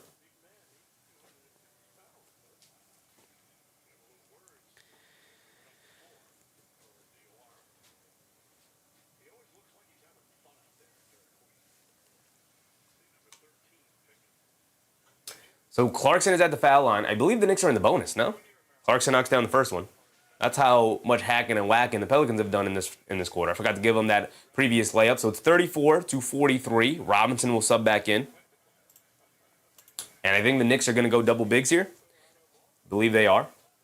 Just that's at 6-0. Call a timeout, Mike. Sometimes you got to let it rock. Kev said Deuce returns soon. Soon, hopefully soon. No real update on Deuce yet. He is working out. He is participating in a couple practice drills and whatnot. It might be a ramp-up kind of scenario. Clarkson knocks down both of his free throws, 34-44. Williamson coming to his left, kicks it out. Fears a deep 3. Fears knocks down the deep 3. It's a big-time shot for Jeremiah Fears there. And it's a 7-point game. Pelicans right back into it. They knock 7 points off this lead to start this quarter. Alvarado tries to get it to Towns. Williamson jumped the passing lane, hit ahead to Fears, and Fears will throw down a big 2-handed hammer. And now a timeout from Mike Brown. There you go, Justice Dad. There you go. And it's back to a 5-point game. They cut 9 quick points off this lead to start the second quarter. It's exactly what you want to do if you're the Pelicans. David Hodge Jr. said, I know we need hug timeout, huge timeout. They do indeed need to talk a couple things over. It's 39-44 now. They've only scored 2 points in this quarter for the first 3 minutes of it. 2 points in 3 minutes is not great. Not great. Jason said, might be time for me to leave the stream. Yikes, they'll be all right. They'll be all right, brother. You didn't got to go nowhere. You good? You good? They got it. They're good. I don't expect the Pelicans to go away quietly. They'll fight back. But I want to see the Knicks respond after this timeout now. The Magic and the Cavs have tipped off. It is 11-9 early in that game. We'll keep an eye on it as the night goes on. Obviously, it would be beneficial for the Knicks if the Cavs lost, but the Magic are on a bit of a stinker. They have been funking it up out there. They are losers of the last 5 games. Pacers, that's a tough loss. Lakers, Hornets, Thunder, Hawks. They have had a pretty decently tough stretch there, though. But you got to get a victory here at some point. Got to get one of these, man. Got to get one of these. Bruce Fowler said the substitutions did not maintain the same energy after the first. Absolutely. Absolutely.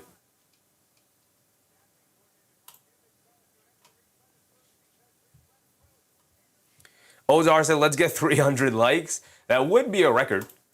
That would be a record for the stream, I'll tell you that. I don't think we've ever had 300 likes. I think we probably kind of cap out around 200, I think. Bruce said, I know we go to the bench after the first, but it's like there weren't watching the game. Yeah, the bench was not great. Has not been great so far in this second quarter. Here's the thing. They go to the bench early in the game. Like, I think Robinson came in, was great, and Clarkson came in and was great off the bench. I thought Mo Diawara came in and was solid off the bench. He contributed, especially defensively. Alvarado's come in and not been great. Jalen Brunson went to the bench, and it hasn't been great with Brunson on the bench so far. Josh Hart will come back into the game here. Bridges will also come back into the game here. Yeah, I said need Brunson back as fast as possible. Yeah, Alvarado just not getting as good looks right now. Here we go. Let's see what we got coming out of this timeout. Maybe sometimes you just need a breather. You just need to call the timeout, regroup, talk about a couple things, then get back out there. Bonita Crane, what's up, Bonita? Let's go, Knicks. Absolutely. Absolutely. Scomberg, what's up, Scomberg? Hope all is well. Appreciate you, brother. Said Clarkson is playing the way Bridges is supposed to. Wonder what is going on with Bridges. Not much. Bridges has been fine. Bridges has been fine. Clarkson has been excellent. This is why you have multiple guys in your team. All right, if one guy doesn't have it going per se, the other guy's able to be there to pick him up. It's a 15-man roster. Bridges has it up top, coming to his left. Gets it over to Alvarado. Good pressure here from the Pelicans out on the perimeter. They finally get it to Towns in the post against Queen. Backing him down. Drop step to his left off glass. Can't get it to go. Towns looking for the foul call. Doesn't get it. Queen with the rebound. Pushing it the other way. Hit ahead pass. Makovich throws down a two-handed hammer. And it's a one-possession game. This is exactly what I said I didn't want. This is exactly what I said I didn't want after the first quarter ended. Josh Hart coming to his left off a Robinson screen. They get over to Towns. Towns catches, pump fakes, driving to his right against Queen. Down the lane, layup, can't get it to go. Rebound, and Towns fouls Makovich going for the offensive rebound. And the quarter continues to be a disaster so far here in the second quarter. So what did it take for the Knicks to have a good first quarter? Is to just simply have a disastrous second quarter. That's all it took. That's all it took. Herb Jones will bring it down now. 13-2 run to start this quarter. They get over to Queen. Queen up top being guarded by Towns. Hands it off to Williamson. Coming to his right, down the lane against Towns. Flips it up at the basket. Can't get it to go, but a foul is called on Karl-Anthony Towns. That's his second foul already. Picked up 2 quick fouls in back-to-back possessions. Kong, what's up, Kong? Lineup in the first quarter on the last minutes is great. Coach Mike Brown should take note of that. I think that's a lineup he consistently goes to, Kong. I think he's definitely has that noted. Chef Rodaha, what's up, Chef? Knicks are not scoring for a while. Yeah, it's been a rough second quarter. They've only scored 2 points here. They had 42 points in the first. Zion Williamson knocks down the first free throw. He's got another one coming. It's a 2-point game. They can get it to a 1-point game. Bernard Johnson, what's up, Bernard? Charles Austin said, just like last game, Knicks good in the first quarter and disastrous second quarter. So the quarter is 2-15 so far. As Zion will knock down this next free throw to get it to a 1-point game. 2-15 is pretty disastrous. Clean up this quarter, Knicks. Williamson knocks down the second free throw. Offensively and defensively has been it's just been an absolute disaster for the Knicks so far. Josh Hart has it up top. Gets it over to Bridges. Bridges tries to double down low to Towns, and Towns gets fouled on the pass attempt. They got it down low to him, and they call the foul on Williamson.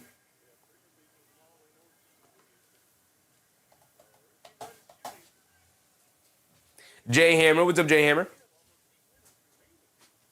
Mark Porter, what's up, Mark? Go back to the paint. We got size.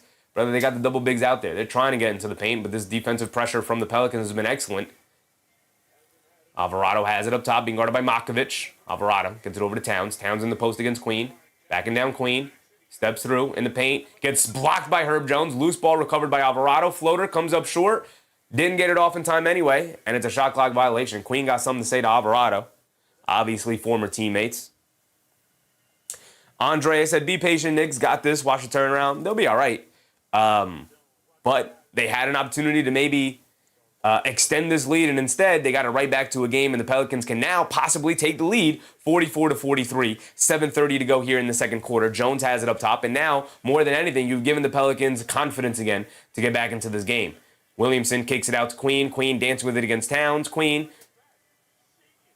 kicks it out to Fears. Good defense from Towns there. They get over to Fears. Fears down the lane against Towns. Throws it up at the rim. Draws the fouls. That another foul on Towns. That's now 3 fouls on Karl Anthony Towns. The double big lineup has been absolutely disastrous. Robinson and Towns not taking advantage of nothing down low there. So Jalen Brunson will sub in here for Karl Anthony Towns.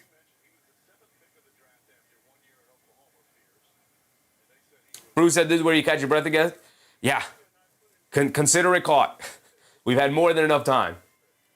They get it into Queen up top. Queen gets it over to Williamson, being guarded by Robinson. Driving to his left, down the lane. Anunoby came down low to help. Knocks the ball out of Williamson's hands. It'll stay here with the Pelicans. Jay Hammer said, I will bet the Pels win this. That's up to you, big dog. That's up to you. I'm pretty sure we stopped the timer. So we got 7:10 to go. Queen gets it into Fears. Fears out of the corner. Ran off the line by Bridges. They kick it up top. Makovic, a straightaway three. Makovic gets it to go in a 2-point lead for the Pelicans. 46-44. Here comes Brunson bringing it down. He has it up top, being guarded by Jones. Brunson coming to his right. Over to Anunoby. Back to Brunson. Brunson coming to his right. Off the Anunoby handoff. They show a double team. Brunson picks up his handle. Down low to Anunoby. Down the lane. Stops. Turns. Pulls it out. Inside the Bridges. Foul line. Fall away jumper. Got me to go. Mikal Bridges. Way to be an outlet for OG Anunoby there. And we're tied at 46. 6:30 to go as we are approaching the halfway point in this quarter. By the way, only the 4th point of the Knicks there. Their second basket of the quarter. They kick it out to Jones. They swing it over to Fears. Fears catches. Pulls it out. Good defense from Bridges to stay in front. Fears want to run the pick and roll with Queen. Down the lane to his right. Tries to get it over to Williamson cutting along the baseline. Robinson picks it off. Here comes Brunson on the right wing. Dancing with it, picks up his handle, gets it over to Bridges. Bridges hesitates, kicks it up top to Anunoby. Anunoby putting his head down, attacking, swings through to his left, down the lane, gets stripped by Queen. Good hands from Derek Queen there. Here comes Jeremiah Fears after he picked up the loose ball. Out to Makovic, catches. Good defense from Bridges to run him off the line. They kick it back up top to Fears. Fears the straightaway three. Got it to go over the outstretched hands of Mitchell Robinson, and they retake a lead. 49-46, a 3-point lead now for Fears. A 3-point lead for the Pelicans off the three from Fears. They get over to Josh Hart. Josh Hart cross-court pass. Anunoby lines up a right wing three. OG Anunoby comes up short. Robinson, the offensive rebound, hands it off to Anunoby. Anunoby leans in, pump fakes, kicks it up top to Hart. Hart swings through to his left, down the lane in the paint scoop play with the right hand. Got it to go from Josh Hart. But the defense is going to have to pick up here as they have been both disastrous offensively and defensively. They can't stop the Pelicans right now. Fears attacking Brunson off the bounce. Fears picks up his handle, gets it out to Queen. Queen catches, pump fakes. Queen puts up the mid-range shot, way off on that one. Good defense from Anunoby. Robinson the rebound. Here comes Brunson. Brunson has it up top. Being guarded by Jones, coming to his right, picks up his handle, kicks out the Bridges. Left corner three for Bridges. He's got space, but he can't knock it down. Robinson, another offensive rebound, kicks it out to Hart, over to Anunoby. Anunoby a three. He finally gets it to go down. There you go, OG. A hot start and then a little mini slump there. Knocks down the three. The Knicks retake a 2-point lead, and we get a timeout from the Pelicans there with 5 minutes to go. Forgot to restart the timer, my bad. 5 minutes to go here. Jay Hammer said, we lack Deuce McBride. We do indeed lack a Deuce McBride who would be huge for this team. Huge. Bruce Fowler said, no fears, zero fears, brother. That's why he wears number 0. Zero fear. Zero fears. Bernard Johnson, yes, we need stops. They need stops desperately. They need stops desperately right now. Mike said, rebound, rebound, rebound. Yeah, they're rebounding. They're killing them on the glass. Mitchell Robinson has how many rebounds already? 6 rebounds and a couple offensive. But, you know, got to knock down shots, too. Got to knock down shots.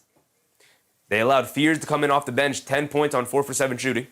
Absolutely frying them right now. Herb Jones, 9.6 assists. Zion, 9 points. Makovic has knocked down a 3.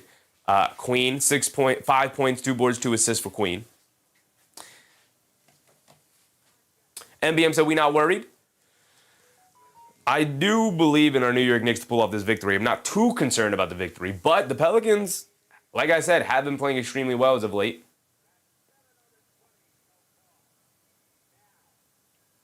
Bruce Fowler said, Fears and Brunson, battle of the Lilliputians. Shout out Clyde Frazier. For sure. For sure. Not like they're guarding each other, though. You got Bridges on Fears, and Brunson is on Jones.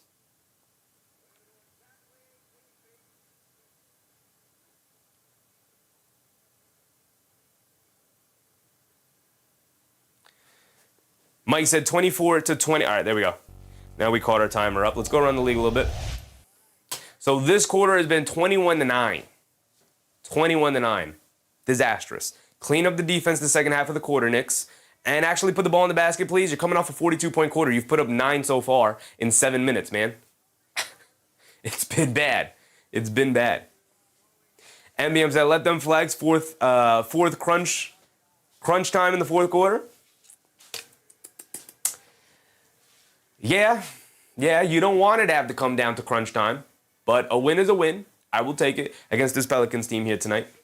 Jove said, I'm not surprised, Nick Yak, that's what Mitch does. What did Nick Yak say? Mitch putting a good game together. He is. He's playing excellently.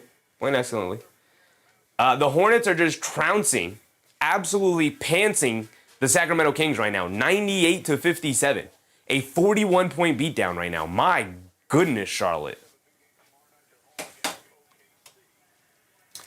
The Magic are up by 2 on the Cavs, okay, because I'm standing in front of the score. We got and then the last game, the late game, the Nuggets are taking on the Suns. That's a fun one. Bruce said, what's the schedule for the rest of the week? We'll talk about it at halftime. We'll go around the league. We'll talk about the schedule for the rest of the week. We'll go through it all. Murray is back in. He's being guarded by Anunoby. Murray gets it over to Bay. Bay being guarded by Hart. Bay coming to his left, hands it off to Murphy. Murphy pulls it out, gets it over to Bay. Bay in the post being guarded by Brunson. Faces up in the mid-range, jab step, fall-away jumper. Comes up short, rebound to Josh Hart. Good boxing out from the Knicks. And hit ahead to Bridges. Bridges will bring it down. Has it up top, coming to it for Robinson screen. Lobs it up to Mitch, and Mitch throws it down easily with 2 hands. A nice soft lob from Mikal Bridges right there. And the Knicks take a 4-point lead. Now you just got to continue to build on it, Knicks. My bad, guys. There we go. Got to continue to build on it, Knicks. Murray has it up top, coming to his right, being guarded by Bridges. Coming to his left. Kicks it out to Murphy. A deep left wing 3 from Murphy. Got it to go for Trey Murphy. He was bound to hit one eventually. Got that one there. It's back to a 1-point game. Knicks, by the way, got into the bonus early in this quarter. Have not been able to take advantage of it. They swing it out to Josh Hart. Josh Hart driving it. Pump fakes at the foul line. Leaves it off of Bridges. Bridges picks up his handle. Gets it out to Brunson. Brunson coming to his left. Driving it down. Pulls it back out. Brunson pulls it all the way back out. Now dancing with it against Bay. In and out move. Foul line. Pump fake. Fall away. Comes up short against a friendly bounce for Jalen Brunson. Gets it to drop down. We're now under 4 minutes to go here in the second quarter. Knicks retake a 3-point lead. Stops and scores is obviously the name of the game here. Murray lobs it over the top to Misi. Misi fakes the handoff. Keeps it. Good denial defense from the Knicks so far. They get it out to Murphy. Murphy coming to his right off the screen. Puts up the 3. Robinson a little late to close out. But just enough pressure. Forces the miss. And then Bay runs into Brunson. And it's a foul on Sadiq Bey. We'll send Brunson to the foul line for 2 free throws. And it might allow the Knicks to actually extend the lead here. Mike said Charlotte is going to be scary come playoffs. Listen, the best Charlotte can do is make the playoffs as the 8th seed. So part of me is like, as cool as it would be to be the number 1 seed in the East, go ahead and let Detroit deal with that. Let Detroit deal with that fast-paced Charlotte Hornets team with Cade Cunningham coming back off the injury that he has. Crandon, what's up, Crandon? How about those Wolves without Ant take care of the Celtics? Appreciate you for that, Crandon. As Knicks fans, we appreciate you for that. I didn't know if you were going to be able to pull it off with Julius Randle putting a pumpkin performance out there on offense, but you found a way to pull it off, brother, and we appreciate the Timberwolves for taking care of business for us. If the Knicks win tonight, as Brunson misses the first free throw, come on, JB. You can't be the guy missing our first free throw tonight. He does at least knock down the second one.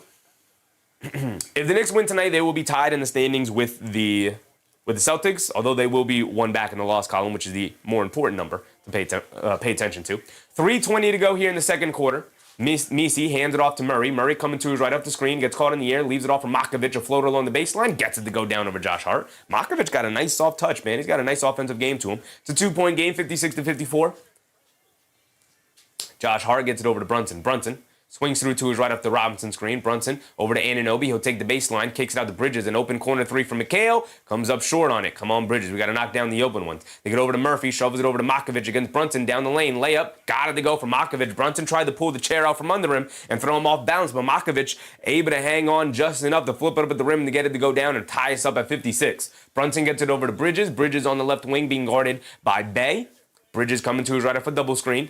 Now pulling it back out, being guarded by Murphy on a switch. Bridges coming to his right for Robinson screen. Bridges picks up his handle. Cross-court pass to Brunson. Extra pass to Hart. Extra pass to Anunoby. Anunoby catches. Pump fakes. Extra pass to Bridges. Right corner three. He's open. And Bridges gets us to go down. Thank you, Mikal Bridges, for knocking down the open ones. And they call it a long two. Come on, man. Get your toes behind the line. 58 to 56. Murray has it up top, being guarded by Bridges. And they call a foul on Josh Hart pushing off on Murray there. Pushing off on Murphy, trying to set the screen. And Josh Hart gives him a little push in the back.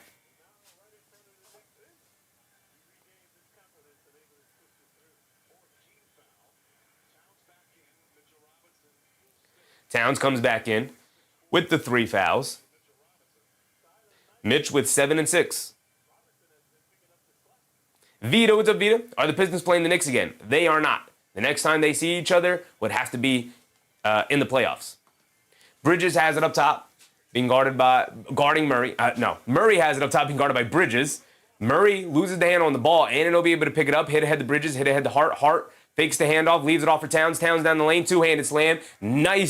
Nice pass fake from Josh Hart. They got it over to Josh Hart. It looked like he was going to toss it back to Bridges, fake the toss back, then hit Towns, cutting down the middle of the lane on the fast break there, and they get the two-handed slam for Big Cat. 4-point lead for the Knicks. Misi hands it off to Jones. Herb Jones coming to his left of the screen, down the lane, in the paint, puts up the floater, gets it to go from Herb Jones, just using his size and length to finish over Jalen Brunson there. Brunson brings it down. Brunson coming to his left off a high Karl Anthony Towns screen. Brunson down low to Towns. Towns kicks it out the Bridges. Wide open. Straightaway three. Stand still. Knock me down. There you go, Mikal Bridges. He's hooping tonight. He's hooping. He's got 10. 1 minute to go in this second quarter. End the quarter just as strong as you ended the first, Knicks. Stops and scores. Misi has it up top. Hands it off to Murray. Murray coming to his right off the Missy screen. Dancing with it, gets it over to Misi. Misi down the lane against Towns. Scoop layup off glass, can't get it to go. Good defense from Towns. Keep your hands away, doesn't pick up the foul.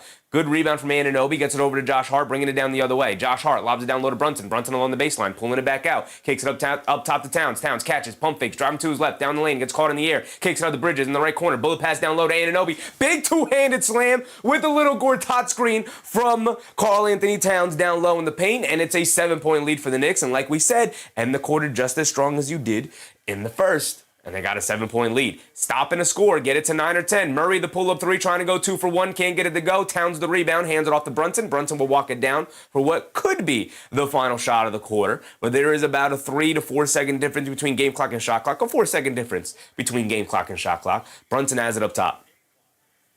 If you time this right, it'll end up being a heave, but they leave Towns open. He's going to pump it. He's going to drive the lane, down the lane, puts it up off glass, doesn't get it to go. He was looking for the foul call. He doesn't get it. Murray off and running, lobs it up top to Murphy with a big two-handed slam on the break. Get it in and push it the other way quickly. Hit ahead to Josh Hart. 3.5 to go. Josh Hart down the lane, putting his head down, attacking, throws it up at the rim, can't get it to go down on the scoop layup. And we will go into halftime with a 5-point lead, 65 to 60. 65 to 60. Okay. Boom, paste it. A little Gortat screen. You don't know what a Gortat screen is? All right, let me educate you. If you don't know what a Gortat screen is, popularized and made famous by Marcin Gortat. You don't know who Marcin Gortat is? Let me pull up a picture. But before we do that, let's get to our halftime screen here, because of course I want to give a big shout out to our guys, our halftime sponsors, our guys over at Get Off My Lawn Records. Shout out to our guys. The Jazz Destroyers is their band. They put out music all the time. Well, maybe not all the time, but they put out music. Go ahead and check out the YouTube channel, The Jazz Destroyers. You could also check out Get Off My Lawn Records YouTube channel as well. But more importantly than that, go check out their website, getoffmylawnrecords.com, to not only listen to their music, but also listen to any of their other artists' music who have worked with their label in the past to put out new albums and music. If you are musically inclined, please go ahead and reach out to getoffmylawnrecords.com. They could absolutely point you in the right direction and help you out themselves as well. They were also you can sign up for the mailing list so you can get notified whenever they themselves drop music or any of their artists drop new music. They were also generous enough to give us a discount code. Go to bandcamp.com and we get a discount code. Use discount code Sheffy to get 20% off site-wide. With that being said, let me bring up my guy, Marcin Gortat. Marcin Gortat, underrated big man from back in the day. He popularized, I don't even know if he invented it, but he popularized a specific kind of move in the NBA. My guy, Marcin Gortat. And it was definitely with the Wizards in which he really popularized it. Definitely with the Wizards. Look at my guy Marcin over here. Look at him with the crazy mohawk look. For the most part, he was mostly bald. Marcin Gortat would do this move. He played for the Washington Wizards, in which he really popularized this move. And it was playing with John Wall. So what they would do, the chemistry that they built, Gortat would come up and set a screen for John Wall. At the top of the key, usually. John Wall would have it, and let's say he sets it on his right side, so John Wall takes the screen coming to his right. If you guys remember John Wall, fastest player in the league for his time, rivaled De'Aaron Fox's speed. Drummer Manny, what's up, Drummer Manny? Not a bad half at all. Could have been better, but not bad. So John Wall would come off a Gortat screen up top, just a regular screen. It's not a Gortat screen. It's just a regular screen from Marcin Gortat. He would come off to his right, and then normally what he would do is he'd stop and wait a half second, and Gortat would take the screen and start rolling towards the basket. Now, how do you guard a pick and roll? There are a number of ways. Sometimes you just switch. Sometimes the big man is in drop. Normally, back in the day, the big man would just normally be in drop. So the big man is in drop. John Wall slows his dribble down. Now, he's fast as lightning. He can get to the rim if he wanted to and blow past this big man, but he stops a little bit. Waits for Gortat. After he sets the screen, Gortat opens up and then starts cutting down the middle of the lane, rolling to the rim as big men do. They're running a traditional pick and roll. What Gortat then does is he stands in front of the opposing big man. He stops, and he kind of just stands there and sets a Gortat screen, which allows then John Wall to snake it back to his left hand, come off a second Gortat screen, split the defense between the point guard, who's now behind him because Gortat set really good initial screens, and now he can get around Gortat to his left hand because now Gortat is setting a Gortat screen where he just kind of stands in the way. It's not a traditional screen. He rolls to the rim, gets in front of the big man, and then it allows John Wall to get a wide open lefty layup at the rim. So it's two screens out of one in a pick and roll, but now teams utilize the Gortat screen down low in the paint in other actions now. Shout out Marcin Gortat, man. Shout out Marcin Gortat. Shout out John Wall. Yeah, I got to get a whiteboard. To really show it. But we could probably look one up too. To bring up a visual. Let me bring up a visual. Because we gotta know. We gotta know what a Gortat screen is as a community.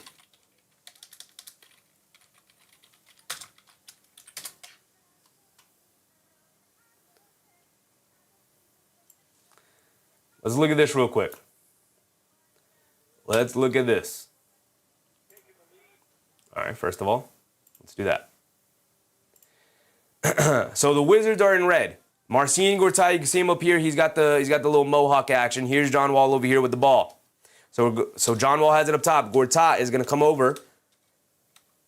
And he doesn't even really set the screen this time. He fakes the screen. John Wall's so quick, he knows he could beat his man off the dribble. Here's Gortat right here. He's going to set a Gortat screen on the big man, Andre Drummond. So Andre Drummond is supposed to drop down below and protect the rim as John Wall is now driving it down. But he notices Gortat's coming over. Gortat notices the angle John Wall's taking. He comes over, sets a mini Gortat screen, makes contact with Drummond. No, or is that Greg Monroe? Makes contact with the big man for the Pistons, knocks him off balance just enough to allow John Wall to get to the rim and finish utilizing his speed. Ultimately draws the foul. Here's another one. This time is going to come for Russell Westbrook and Steven Adams. Steven Adams also really good with Gortat screens. Let me get down low over here. So Westbrook up top, again, doesn't utilize the initial screen, and you can see already Steven Adams is setting up for the Gortat screen right here. Look at him. He's in position to set a screen. Not on Russell Westbrook's man, because Russell Westbrook is quick enough to beat his man off the bounce. So they're not even running the traditional pick and roll. Steven Adams is already at the foul line waiting for his big man. They're playing the Pelicans. They are playing the Pelicans. This is Anthony Davis. So obviously Anthony Davis, a premier rim protector, especially at this point in his career. Steven Adams wants to eliminate the rim deterrence from Anthony Davis here. So he knows Westbrook can just beat his man off the dribble. Westbrook does that, drives hard to his left. Steven Adams is already prepared to screen off Anthony Davis from coming over to protect the paint. See? And now Anthony Davis can't get to the rim. Westbrook's already blown past his man, and he gets to the rim easily for the one-handed slam. Right? Let's watch one more. There's another Westbrook one. This time is going to be with Cantor, it looks like. Nope, Adams in the game. They're running a double big. And again, he does not even set the initial screen. He just immediately looks to screen off the Philly big man. And knowing Westbrook could just beat his man off the bounce, drives right past him, blows right past the big man who's now nobody is under the rim to protect the paint, and Westbrook flies to the rim for the layup. One more time, this is now Kyrie Irving's going to utilize a Gortat screen from Tristan Thompson, and here it is. Thompson gets behind Adams, sets a Gortat screen. It's an illegal screen, but all he's doing is making contact. Looks like he's going to come up and set a screen for Kyrie. Kyrie being guarded by Westbrook, not the greatest perimeter defender. Kyrie knows if I can get by him, just puts his head down, turns the turbo on. Tristan Thompson already setting the Gortat screen on Adams. Adams, we just watched, is cognizant of what a Gortat screen is, so he's immediately trying to fight over it to get him back in front to protect the rim, but Kyrie too quick. Good screen from Tristan Thompson. Steven Adams can't fight over it. Big man not used to fighting over screens to begin with, and Kyrie able to get all the way to the rim for the easy scoop layup with no big man under the basket to protect the rim. One more time, here's the traditional.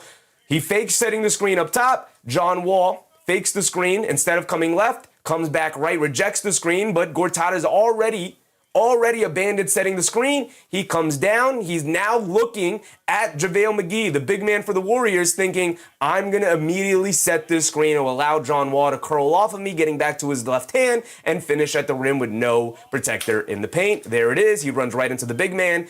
JaVale McGee is now knocked off balance. He can't recover quick enough to get to the rim. John Wall too fast, too athletic, gets all the way to the basket for a one-handed slam. That is a Gortat screen.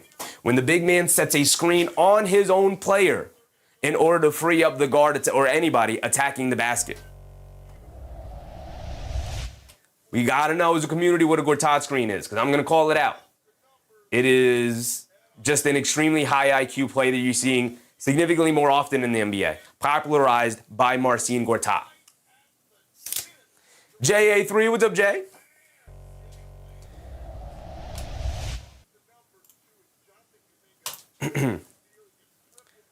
Fungpei said, I got it. Gortat screen is getting in the way of the defender and shoving him out of the way of the ball guy. Pretty much. Now, there's some skill, there's some tact to it so that you don't pick up a moving screen or an offensive foul in that regard. But pretty much, yeah, get in front of your defender in order to open up the lane for the guard coming down. Now, it takes timing and chemistry in order for a guard and a big man to recognize when the big man needs to set the Gortat screen and when the guard needs to turn on the jets and get to the basket.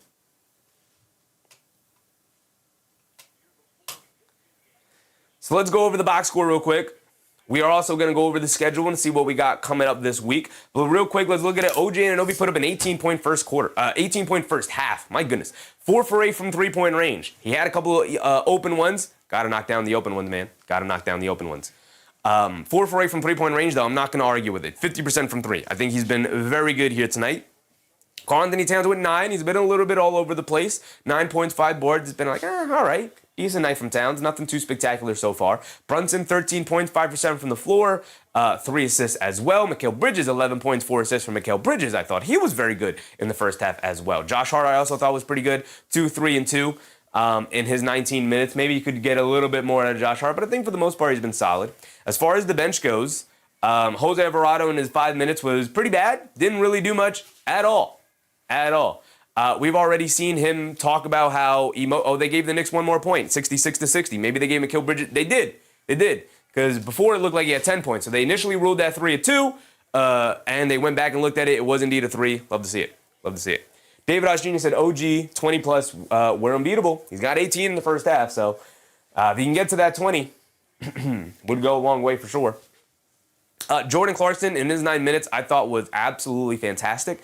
turned the game around in that first quarter, which allowed the Knicks to initially go off for that 14-point first quarter lead, allowed them to score 42 points in that first quarter. I thought he was fantastic. I thought Mitchell Robinson's been really good here tonight. 7 points, 6 boards, 3 of them being offensive, doing what Mitchell Robinson does. Diawara was solid in his 6 minutes. Then he got a ton of time, but 6 minutes, he got a little wild with the ball. He's got a turnover. He tried to attack the basket off the bounce. Needs to be a little bit more calm, cool, and collective in that regard. But he was out there, and I thought his defense was really solid in combination with OG Anunoby. When he got that size and length out there in the court to take advantage of it, is really nice to see. Darnell, what's up, Darnell? Vita said, what's the score of the Magic game? People will put it in the chat. We'll go around the league in a second, but real quick, let's look at the Pelicans and see the damage that they're doing. Now, everybody on their team has scored so far tonight. Misi with 2, Fears with 10, Queen with 5, 2 and 2 off the bench. I thought he was really good when he came off the bench. Makovic, I thought, was really good coming off the bench. I mean, he's 4 for 4 from the field, 9 points for him, and he's knocked down a 3, which was huge for them. As far as their starters go, Trey Murphy III, 5 points, 2 for 6 from the field, 1 for 4 from 3. Not too effective out there. DeJounte Murray also not too effective out there. 1 for 5 from the field, 1 for 3 from 3-point range for 3 points. Knocked down his first shot, missed his next 4. Sadiq Bey, 2 for 6, not doing a whole lot outside of knocking down his first 2 threes. Hasn't really done too much after that. Zion with 9, I think he's been solid. 9 points, a rebound, 2 assists. Nothing too spectacular, but he is having his imprint on the game. Same with Herb Jones, 5 for 6 from the field with 11 points. He averages 9, so he's already outpacing his average this season. 11 points, a rebound, and 6 assists. Just doing a good job of moving the ball around and spreading the love to his teammates. But really, the bench came in and were the main beneficiaries of going on the run to start the second quarter to take advantage of the Knicks lineup that was out there. Benzino, what's up, Benzino? Without Suggs, too. Ooh, interesting. James said 19 dang minutes for Hart. Honestly, it didn't even feel like 19 minutes for Hart. I think it's fine. Maybe we could take a couple more minutes away from Hart and give him to Mo Diawara. But again, Mo Diawara wasn't that great offensively here tonight. So I understand why they pulled him out a little bit earlier. I would have left him in for a couple more minutes, but not too big of a deal. I thought Josh Hart was really good in the first quarter. And so I didn't mind when he put him back in for Mo Diawara, especially after the Knicks were going on we're kind of getting killed in that lineup out there. I mean, Alvarado is a minus 13 in 5 minutes. So the Knicks were getting spanked to start the quarter. So Mike Brown was like, all right, I got to put the starters back in. I have to. Nikki said, can someone explain why Kolek isn't getting played as much? Jose Alvarado, Jordan Clarkson, Jalen Brunson. You already got 3 small guards in the rotation right now. You don't need a 4th. Now, if we want to have the conversation about having Tyler Kolek over Jose Alvarado, we could have that conversation. We could indeed have that conversation.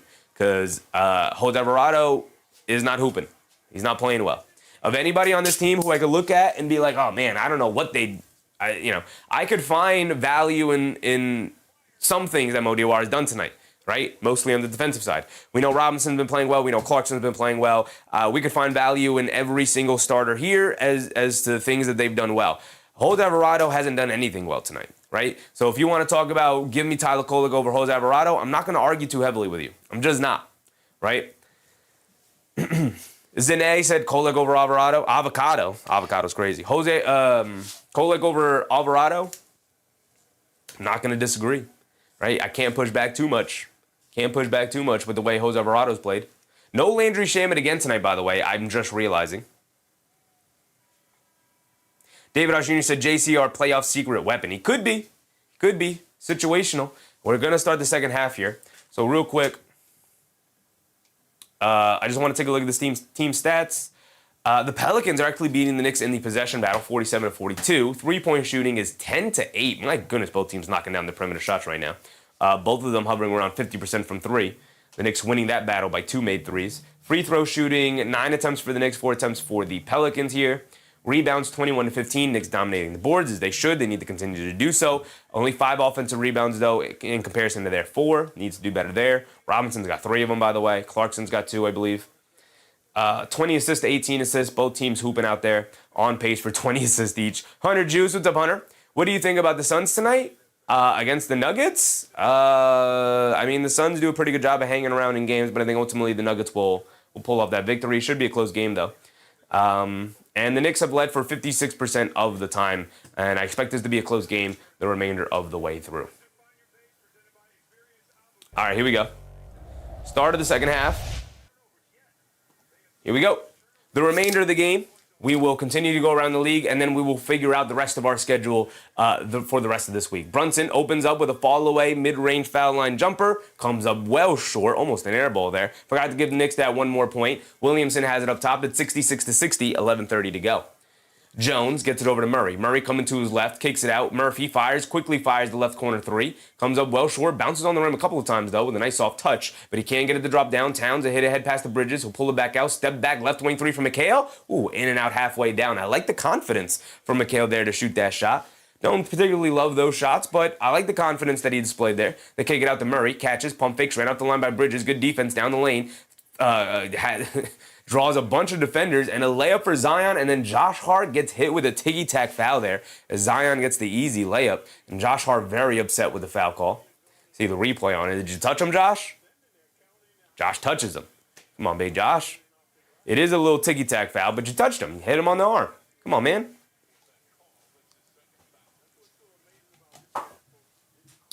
Zion Williamson at the foul line knocks down the first free throw. Not the first free throw, knocks down his and one free throw, and it's a three-point game, a one-possession game yet again, and we are a minute into the second half here. Brunson up top, gets it over to Towns. Towns being guarded by Bay. Towns coming to his right, picks up his handle, gets it out to Josh Hart. Josh Hart coming to his left off the Towns screen. Tries to get it back to Towns. No, he got it over to Brunson, actually. Jab step coming to his left, leans in, fall away, pump fake, steps through, down the lane, flips it up to the left hand, can't get it to go down, battle for the rebound. Good job from Murphy to knock it away from Karl-Anthony Towns. Now we'll bring it down the other way. Murphy on the left wing, step back, left wing three from Murphy, got it to go over Towns, and we're tied at 66. An immediate 6-0 run for the Pelicans to start this quarter off. Towns kicks it back out to Josh Hart. He'll take the lane, throws up the floater, comes up short. Towns the offensive rebound, and a one-handed slam for Karl-Anthony Towns. Mike said, I didn't know Williamson was still playing. What do you mean, brother? He's been active this year. Murray bringing it down the other way. Murray being guarded by Hart. Murray on the left wing being guarded by Anunoby. They get over to Bay. Bay being guarded by Hart. Backing him down.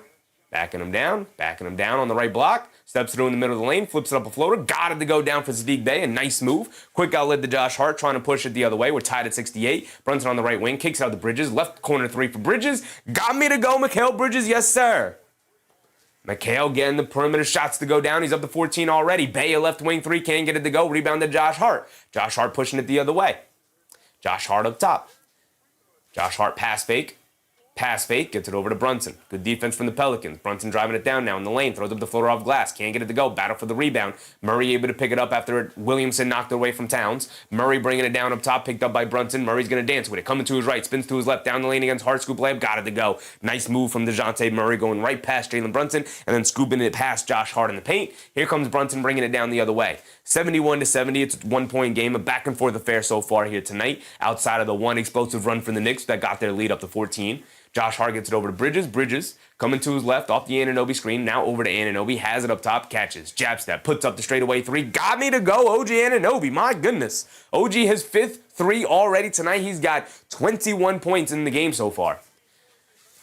Murray trying to spin off of Josh Hart down the lane. Throws up a floater. Can't get it to go. A lot of contact. No foul call. Murray wondering where his foul call is. He definitely has a gripe. Brunson spins off the Town screen, leans in, pump fake, spins, kicks it up top to Hart. Hart bullet pass down low to Bridges. A bad pass, but Bridges able to save it. Curling around, kicks it inside the Towns, and Towns gets fouled by Herb Jones. Herb Jones gives the ref a little wave. Usually you see technical fouls on those, but the ref waves it off, allows him to vent some frustration. The dog catcher. What's up, dog catcher? Judge that's at 11 for 21 from three helps. It helps a lot. 8:30 to go here in the third quarter. We're flying through. Fast-paced quarter here. Josh Hart gets it down low to Towns. Towns goes up, draws the foul, and gets the layup. Gets the little ticky-tack touch foul back from Zion Williamson there. And he's going to go to the foul line for one more. Young on. What's up, Young?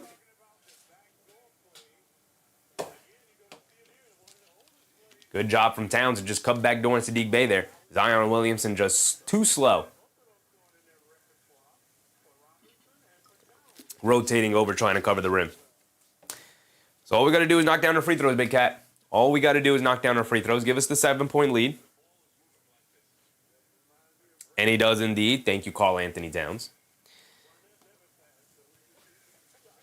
Murray bringing it down. Murray has it up top. Gets it over to Williamson, attacking Towns off the bounce. Lefty layup, got it to go through the contact. What a finish from Zion Williamson, my goodness.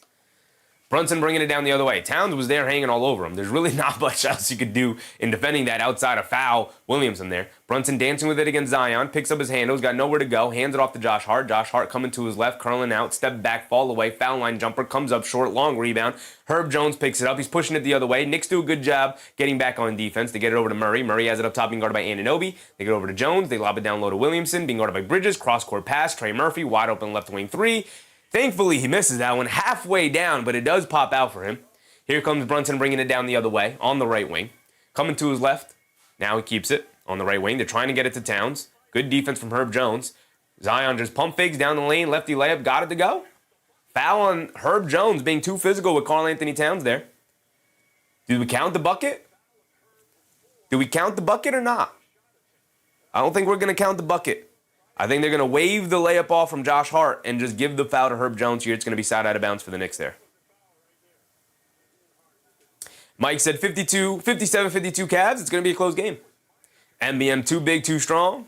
Too big, too strong sometimes.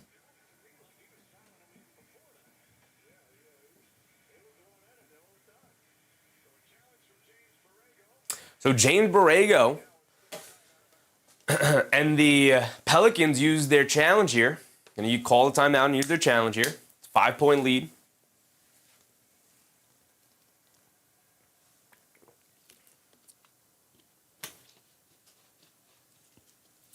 And if they do keep this a challenge, which I'm skeptical as to whether or not they will, if they do keep this a challenge, if they do keep this a foul on Herb Jones, it definitely comes before Josh Hart starts his upward motion on his layup attempt. So they will probably end up waving this basket off regardless of what the outcome of this challenge is. Hubert Davis will now return to North Carolina. Interesting. MBM reminded people to hit the like button. Appreciate you, MBM. If you guys are enjoying the show so far, please go ahead and hit the thumbs up button and like the stream. I'd very much appreciate it. It's that big old thumbs up button right below the video. Would very much appreciate it. It is by far the best thing you can do to show support to the community, y'all. All right, let's go around the league real quick. It is a 3-point game, a 1-possession game as they approach halftime, 56-59. The Hornets continue their drubbing of their embarrassment of the Kings tonight, up by 42. They have 127 points with 6 minutes to go in the fourth quarter. What does this box score look like? I'm almost terrified to look at this box score. Diabate's got 17. Miller's got 13. LaMelo with 20. Knibble with 14. Kobe White off the bench with 27. I'm standing right in front of it. With 27 for Kobe White. I knew that was a good trade, man. Definitely thought the Timberwolves should have been more aggressive looking at Kobe White. Instead, they got Ayo Dosunmu. Almost everybody scored. They got to get Xavier Tillman and Grant Williams on the board there. But I think Grant Williams is done for the night, too. Mark said, Hugh Davis is out at North Carolina, man. Yep, he's gone. Not entirely sure why. His best player was out for the tournament, but could be a multitude of reasons why.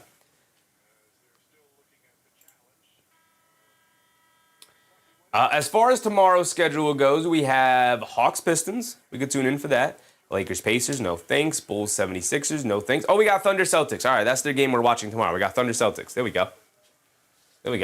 What's the call?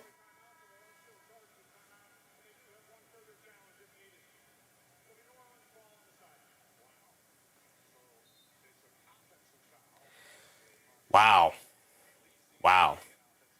It is an offensive foul. They changed it to a foul on Karl Anthony Towns. I think, if anything, that's a no call. I don't know about this. Let me see the replay on it. Herb Jones and Towns being aggressive. They're grabbing each other. Towns ultimately falls over. That's not a foul on Towns. If anything, that's just a no call. It's a play on. You can't give Karl Anthony Towns his fourth foul on that, man. That's crazy. All right, here we go. Towns with 4 now. Oh, it's only his third. All right. Murray down the lane, kicks it out. Sadiq Bey, left corner 3. He's open, and he knocks it down. Huge swing for the Pelicans there. Great challenge from Borrego, but ultimately I think that's a really bad call from the officials, even on the replay. Towns has it up top, being guarded by Williamson. Coming to his right. Towns fakes the handoff. Good denial defense from the Pelicans here. He's got nobody to get it to. Hands it off to Brunson. Coming to his right along the baseline. Gets caught in the air. Kicks it out to Bridges in the left corner. Bridges with the shot clock winding down. Coming to his right, step back, corner, fall away, three, comes up short, battle for the rebound. Williamson able to box out Towns and grab it. Good box out from Zion Williamson there. Here comes Murray on the left wing, dance with it against Anunoby. And a foul on Herb Jones? And a foul on Herb Jones. And it's like, all right, man, come on. What do you think happened on the previous play then? Mark said a ridiculous call. I tend to agree, Mark. I tend to agree. Again, that's a no call. The Towns won the challenge. That's a no call. I did not see Karl-Anthony Towns foul Herb Jones there. That's a no call to me. That's a play on. It's a successful challenge still, but it's a no call. Brunson down the lane, floater, can't get it to go. Rebound to Murray. Murray off and running. It's a 3-on-3. Fast break. Murray Euro steps down the lane, draws the foul. Can't get the floater to go, but it will go to the foul line for two. Foul on OG Anunoby. And 2 free throws for DeJounte Murray. Could tie it up at 77. Kev said, where's JC? Should be coming into the game in a minute or two. Maybe at this free throw stoppage here. 6:30 to go. MBM said Knicks used to the ref's blind eye. Yeah, they are indeed. They are indeed. Crandon said, smell that smells like some ref BS. Yes. Yes, it does. Yes, it does. Bruce Fowler said, and some refs wonder why they aren't working during the playoffs. Some refs do indeed. Do indeed. I just don't know how that... You can look at that replay that we all looked at and think, oh, no, this is a foul on Towns. If anything, that is a play on, no foul. Marginal contact. What happened to the phrase marginal contact? I haven't heard it in a while. All right, I'm not going to get too worked up on it. We're tied at 77 after Murray knocked down both free throws. They lob it down low to Cat. Karl-Anthony Towns in the post, being guarded by Makovich. Backing him down, backing him down, backing him down. Drop step, layup, lefty hook. Got it to go for Karl-Anthony Towns. Nice strong move. Got the finish. Here comes Murray. Murray up top. Dancing with it. Coming to his right after Makovich screen. Snaking it back to his left hand. Foul line pull-up jumper. Can't get that one to go. Knocked out of bounds by Williamson. It's going to go back to the Knicks. All right, they got to stop. Can we get a score? We are at the halfway point now. 5:58 to go. Just under 6. Angel A1 Jerome. What's up, Angel? Joseph Taylor. What's up, Joseph? Towns. Gets caught in the air. Kicks it out. Anunoby, a right corner three. He's got some space, but it looks like maybe Williamson blocks it. And it goes out of bounds. It's going to be back to the Knicks. Zion Williamson with a block that was a little reminiscent of the block he had on DeAndre Hunter during the tournament back in the day at Duke.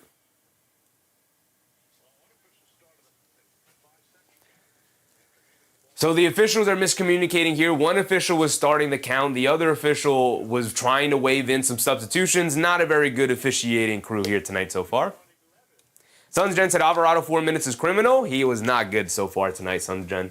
He was not good. It was actually a disastrous stint for Jose Alvarado. He was a minus 13 for a reason. It was not good. Wasn't entirely his fault, but team was falling apart. They had to get the starters back in. Robinson hands it off to Brunson. We got Robinson and Clarkson in the game now. Brunson driving to his right. Down the lane, leans in. Scoop play with the right hand. Can't get it to go. Tips it up and in, and they wave it off.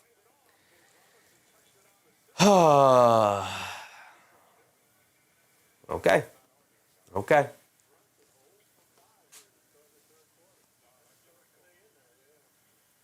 And the Pelicans will bring it down the other way. Williamson has it on the left wing, being guarded by Robinson. Williamson crosses over to his left down the lane, gets under the rim, scoop layup, got it to go.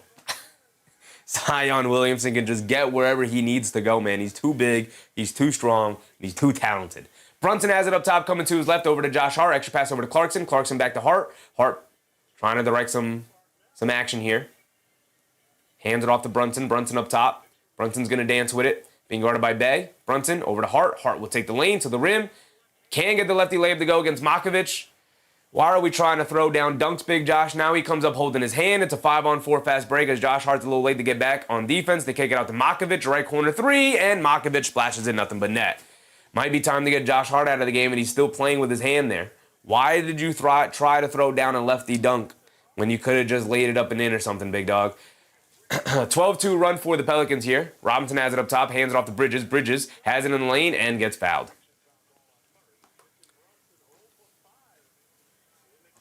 Granted, said Zion, you mean too fat? No, I mean too big, too strong, too skilled, brother. Dom Anthony said, Knicks have no clue.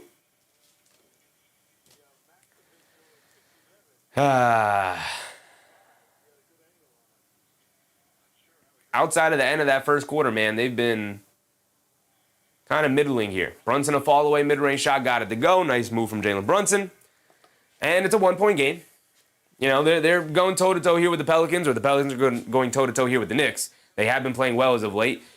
Williamson drives it right into Mitchell Robinson, draws the foul. He's going to go to the foul line for 2 free throws. Dom Anthony said brain farts.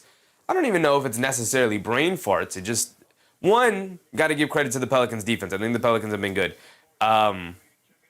so far tonight, especially defensively. But also offensively, knocking down the perimeter shots for a team that can sometimes struggle to knock down perimeter shots.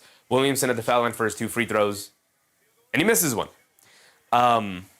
So I want to give credit to the Pelicans for playing well, but there are definitely some brain farts from the Knicks so far tonight, man. A couple of brain farts for sure.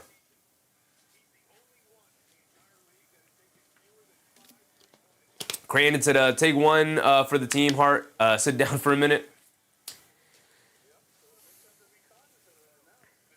Williamson knocks down his second free throw. It's a 2-point game. Yeah, I just, they got Clarkson in there. Nobody else has really played particularly well off the bench for the Knicks. Clarkson down the lane, leans in, kicks it out to Josh Hart. Josh Hart at the left corner, driving to his right, spins to his left. Williamson digs down and knocks the ball out of bounds.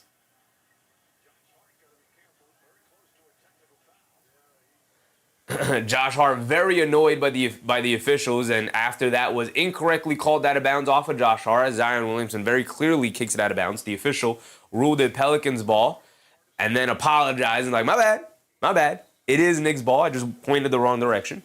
Josh Hart was very adamant and very upset at the initial call, though. Clarkson has it up top, pulls it out. Makovich switched on to him. Clarkson's going to dance. Shot clock winding down, coming to his right, crosses over to his left. Down the lane in the paint, scoop play with the left hand. Doesn't get it off in time. Doesn't matter, doesn't hit the rim, and it's a shot clock violation. Just taking way too long right now for the Knicks to get into any kind of offensive set. Zene said they're playing like the Westchester Knicks. If they're playing like the Westchester Knicks, just go ahead and throw our guy Tyler Kolek out there, man. My goodness. Real Art Manifest, what's up, Real Art? When I asked for a good first quarter, I didn't mean don't play the rest of the game. Yeah, that we finally got a good first quarter, but it cost us the rest of the game so far. Murray has it on the right wing, pump fake, driving to his left, leans in, fall away jumper, comes up short, rebound to Josh Hart. Look, with all that being said, it's a 2-point game. They're not playing horrific basketball, but they should be playing significantly better basketball than they are so far. Bridges driving to his right, under the rim, ball knocked out of his hands, recovers it, shoves over to Clarkson down the lane, floater. Gets a nice friendly roll off the side of the rim, and he gets it to drop down. There you go. We're tied at 83, right? Here come the Pelicans bringing it down. Murray up top, coming to his left. Now gets it out to Trey Murphy. Catches, jab step 3 over Hart. Got it to go for Trey Murphy. Murphy settles for a lot of jump shots. Again, we talked about his questionable ball handling and inability to get into the lane at times, but we can shoot it like him. Maybe you can just rely on that shooting. Brunson can get the scoop layup to go, but Robinson right there for the putback slam. But Brunson hit the floor, and it's a 5-on-4. The Pelicans are pushing it the other way. They hand it off to Murphy. Catches, fires a deep logo 3. Got it to go again for Trey Murphy. And he has been unleashed. Here he comes. He is now up to 11 points, 14 points, 5 for 11 from the field here for Trey Murphy. Bridges has it on the right wing. He averages 21, so, still well below his season average. Bridges gets it over to Robinson. Robinson up top. Hands it off to Bridges. Bridges coming to his left. Pulls it out as Makovich switched on to him. They throw a cross-court pass to Josh Hart. Catches, pump fake to his left. Mid-range pull-up jumper. Got it to go for Josh Hart. 2-point game, 89-87. But the Knicks now playing from behind against the Pelicans here after leading majority of the first half. 50% of the way, 56% of the way. Murray to his right, kicks it in the corner to Bey. Bey kicks it out to Makovich, a bad pass, and it goes out of bounds, and the ball will go back to the Knicks here. Bey not having a very good game here. Crane said December 13, 2025, last time Brunson dropped 40. Yeah. I mean, partly because the Knicks are not reliant on Brunson having high-scoring games anymore, but every now and again you want to see JB go off for 40. I agree with that. Reddy said, come on, Knicks. Come on, New York. We got 2 minutes to go here in the third quarter, and the Pelicans lead by 2, 89-87. Mike said, what in the world is wrong with the Knicks sometimes?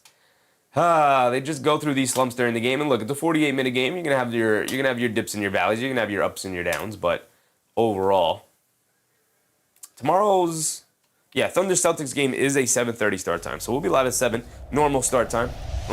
It is in Boston, so okay.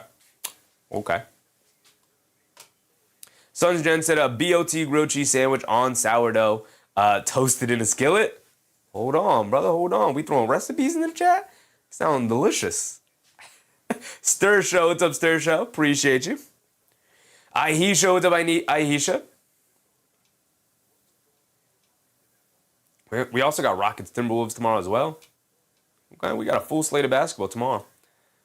As far as today goes, the second quarter was won by the Pelicans 32-24, and so far this third quarter has been won by the Pelicans 29-21 after the Knicks dominated the first quarter 42-28.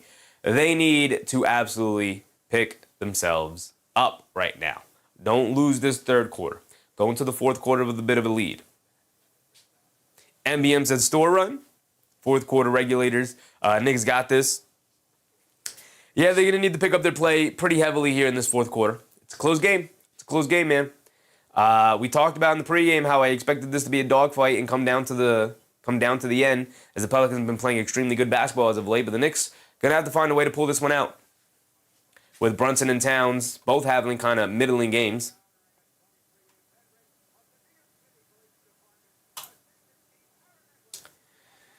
Bridges with 14, Brunson with 15. And Towns, I believe. Towns has, 16 points, 8 boards, a rebound, 8 boards, an assist. Darnell said Knicks need to go big with center and big forward. They tried that, and it was disastrous, Darnell. They went to the double big lineup. They had Towns and Robinson out there together, and it was really, really bad. It was a really, really bad combination so far tonight. The Cadillac trivia question here tonight from MSG. Prior to Karl-Anthony Towns, who was the last Knick to record 50-plus double-doubles in consecutive seasons? I know the answer because it's my favorite Knicks player of all time. So, I know the answer. Andrea Hutchinson, what's up, Andrea? Knicks fans, be patient. They're going to get it together. Fourth quarter is ours. I hope so. I got faith. Mo Diawara's in the game, and Brunson will bring it down. 2 minutes to go. New Jack said Melo. It is not Melo. Angel A1's Roman. Yes, sir. Coming in clutch. It is indeed David Lee, my favorite New York Knick of all time. Brunson coming off a screen, pump fake, step back, baseline pull-up jumper. Got it to go for Jalen Brunson. All right. Back-to-back buckets for Brunson. Gets us back to 89. Murray bringing it down against Clarkson.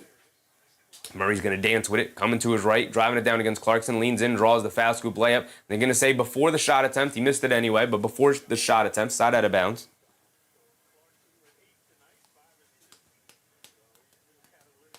The dog catcher said not Marcus Camby. No, a little bit after Marcus Camby. Angel A1 Roman put it in the chat earlier. It is indeed David Lee, my favorite Knicks player of all time. Queen is back in. He has it up top, throws the lob down low to Trey Murphy. Gets broken up by Anunoby, but Bay able to pick up the loose ball. They kick it out to Murray. They back to Murphy, who's been hot from 3. Airballs that one. Sadiq Bey right there. And Robinson swats that off the backboard and gets the Knicks out and running. Clarkson has it up top. Clarkson on the right wing, crossing over to his left, down the lane, step back at the foul line, going to pull it all the way back out, hands it off to Brunson. Brunson being guarded by Murray, coming to his right off a Clarkson screen, sees a double team, kicks it over to Clarkson. Clarkson on the left wing, pass fake, back to Brunson. Brunson being guarded by Murray. Brunson dancing with it, hesitates, inside pass to Clarkson. Clarkson layup, got it to go. What a pass from Brunson, what a cut from Clarkson, and what a finish from Jordan Clarkson. The Knicks retake a 2-point lead. And Murray has it up top, coming to his right of a Makovich screen, behind the back, coming to his left, down the lane in the paint, throws up the floater, comes up short. Robinson the rebound, gets it out to Brunson. The Knicks are off and running. Brunson on the left wing, gets it out to Diawara, extra pass to Clarkson. Clarkson catches, pump fakes, he'll take the baseline, kicks it up top. Diawara, extra pass, Anunoby, right wing 3, the ball movement ends in an wide open 3 for OG Anunoby. 91-89, 30 seconds to go. Murray has it up top, attacking to his right, behind his back to his left. Anunoby digs down, but he kicks it out to Bay. Bay, a left wing three, and he splashes it. You miss an open three, and then you give up an open three. And you miss yours, they hit theirs, and now you trail by 1 with 26 seconds to go. Brunson bringing it down, telling everybody to calm down. There's a 3-second difference, 2.5-second difference between game clock and shot clock. The Knicks could possibly hold this for the final shot of the quarter. Diawara hands it off to Brunson. Brunson coming to his right, blows past the defense. No-look lob pass to Mitchell Robinson, and he throws it down with 2 hands.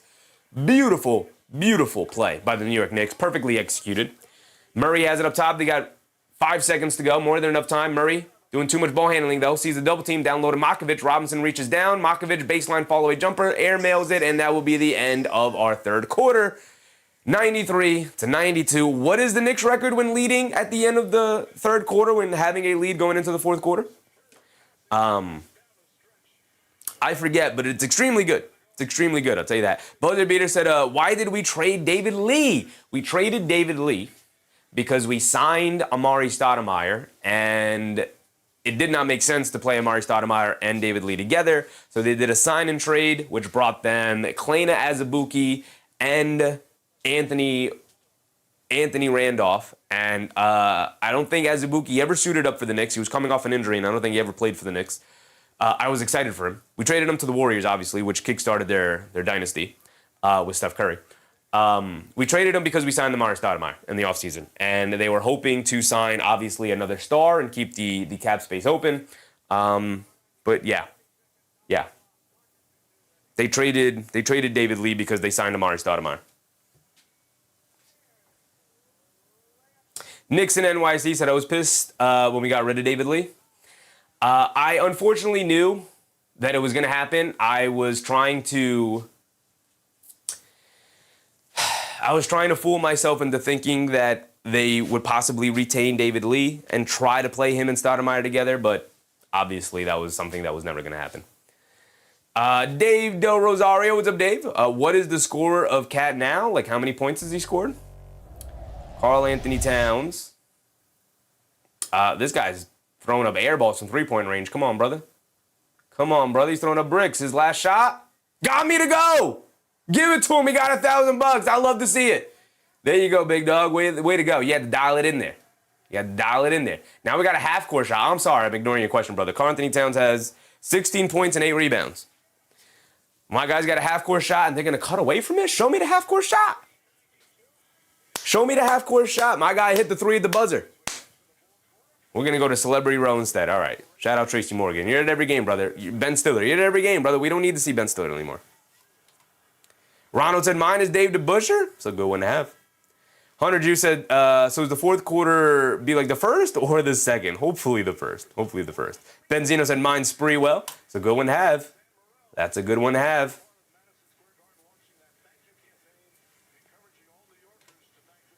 Mine is David Lee, because I was very appreciative of David Lee molding himself into an all-star and in my young mind, bringing respectability back to the Garden. That's why I loved him. Bruce Fowler said, you screen this game like you follow basketball or something? This is a good team that was hurt all season, and they are healthy at the end of the season, playing well. Play the tape. This is a good team. The Pelicans. They were hurt all season. Murray, hurt with the Achilles injury, came back and helped turn this team around. They have a veteran point guard out there, but Jeremiah Fears playing well. He got Jose Alvarado in here to start the fourth quarter. Alvarado, can you redeem yourself after a disastrous second quarter stint? Williamson has it on the left wing, being guarded by Anunoby, driving to his right, spinning to his left. Anunoby strips him. Anunoby picks up the loose ball. Nice steal from OG Anunoby there against the freight train Zion and Williamson coming down the lane. Clarkson has it on the left wing, coming to his right for town screen, driving it down, loses the handle, picks it up, stops, turns, pulls it out to Anunoby. Anunoby coming to his right, kicks it out to Alvarado. Alvarado being guarded by Fears. Pulls it all the way out, kicks it over to Diawara. Diawara, jab step, coming to his left. Down the lane, scoop layup, got it to go. What a move from Mo Diawara, splitting the defense. And my bad. Here we go. Knicks with a 3-point lead. It's his first bucket of the game. Need Diawara to have a good stint here in the fourth quarter as well. Him and Alvarado need to contribute. They get it over to Herb Jones, attacking Clarkson off the bounce. Down the lane, they kick it out to Queen. They're going to leave Queen wide open from three, and he's going to come up short on it. Towns the rebound. Quick outlet to Alvarado. Alvarado will bring it down. Over to Diawara. Diawara on the left wing. Gets it over to Towns. Up top, straightaway three. Call Anthony Towns. Rattles it in for Big Cat. There you go. And we're going to get a quick timeout from the Pelicans and a 6-point lead for the Knicks. 98-92. There you go. Okay. Much better stint for Alvarado and Diawara. Right? Alvarado controlling the offense. He's already picked up an assist to Towns there. Or was that the Diawara? I don't know. But Diawara also another good stint here. Slicing through the defense on the little mini Euro step down the lane with a lefty scoop layup. Real R said most games played by Zion in a season this year. Not yet. He actually played 70 games in 23-24. 2 years ago, I believe. Buzzy Beater said, I love David Lee. Good guy, very professional. I love David Lee, man. He was my favorite player. He was my favorite player. He'll forever be my favorite Knick. He'll forever be my favorite Knick. As a matter of fact, I should probably get a David Lee jersey. I had one when I was a kid. Obviously, it doesn't fit me now, and I don't know what happened to it. Probably gave it away to somebody. Ronald said, I've always liked David Lee, regardless of which team he played. Yeah, and you know what? I liked the Warriors back in the day before they became a dynasty because I loved Steph Curry and Davidson, followed his career into the NBA. I was hoping he would get to the Knicks. Obviously, got drafted a pick earlier. So the Knicks couldn't draft him after all signs pointed to the Knicks wanting to draft him. Got drafted to the Warriors. And so I became a Warriors fan for a while. Obviously, Knicks are my number one, but I always got a little side team I like to keep track of. This year, it's probably maybe the Hornets, but the Hornets are kind of the mainstream side team. Always got a little side team. Just the team you like to watch on the side. Knicks were always the favorite, without a doubt. But the Warriors became my side team for a bit there. Before ultimately they got really good, and then I stopped liking them because they got too good.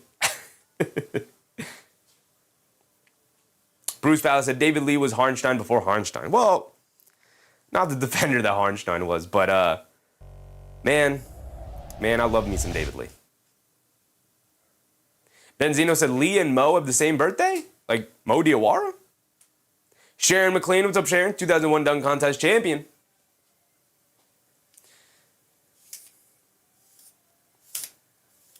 Crane said, mine has to be KG and Edwards for my sorry team. Those are two great players to be your favorite, though. Tammy said I was a big Eddie Curry fan. Oof, man. That's a disappointing one, though. Unfortunately, that one's a little disappointing in how it ended up for the Knicks. But shout out Eddie Curry, though. Lewis said Knicks will take these 1-2. I'm hoping so. They got the 6-point lead, building momentum to start this fourth quarter. Scomberg said, for some reason, I've always had love for Hubert Davis. Role players get love from me. Hey, man, my favorite players on the Knicks are nothing but role players. Favorite players on the Knicks, Mitchell Robinson's 1, Mo Diawara's 2, Deuce McBride's 3. Nothing but role players for me. All right, here we go. We're back into it. Fears bringing it down against Alvarado. Fears coming to his left. Kicks it up top to Misi. Yves Misi. Spins, kicks it out to Fears, driving to his left, down the lane, scoop lay with the left hand, got it to go past Karl Anthony Towns at the rim. Fears is just driving right past Jose Alvarado. He's just too quick for Alvarado to stay in front of right now. Got to get a better point of attack defender on him. No Landry Shamet, no Deuce McBride, so real struggle for the Knicks to guard a speedy guard here tonight. Towns has it up top, trying to direct some traffic. They're going to run a set here. He's going to fake the handoff to Diawara. They get it out to Alvarado. Catches, pump fakes, back to Towns. Right wing three for Karl Anthony Towns. Just hit one. Too strong on that one. Queen, the rebound. Quick outlet to Jones. Jones going to push the other way. Jones going to go all the way to the rim with the scoop layup with the right hand. Can't get it to go. No foul call. Towns wrestles the rebound away from Misi. Quick outlet to Diawara. Now over to Clarkson. Back to Diawara. Diawara. Pass fake down the lane. Layup left hand. Can't get it to go. Towns right there for the tip up and in. There you go. Big Cat hustling down there. I like Diawara down the lane. He had the kick out to the corner. He didn't give it to him, but the Knicks ended up with 2 points anyway, 94-100. Fears down the lane to his right, kicks it out, and a foul on Diawara. Didn't slide in front of Fears early enough, picks up the blocking foul, but it was on a kick out, so side out of bounds. Buzzy Peterson, my favorite is Sweetwater. Not a bad one to have at all. Zane said strong start and strong finish for the Knicks. I'd love it. I'd love it for sure. Josh Hart's going to come back in. Who are we coming in for? Coming in for Mo? Come on, man. I thought Mo was playing well. Man. Maybe you just want to get a point of attack defender out there. Bridges is also going to come back in. Who we coming in for, Mikhail? Who we coming in for? Clarkson. He's going to come in for Clarkson.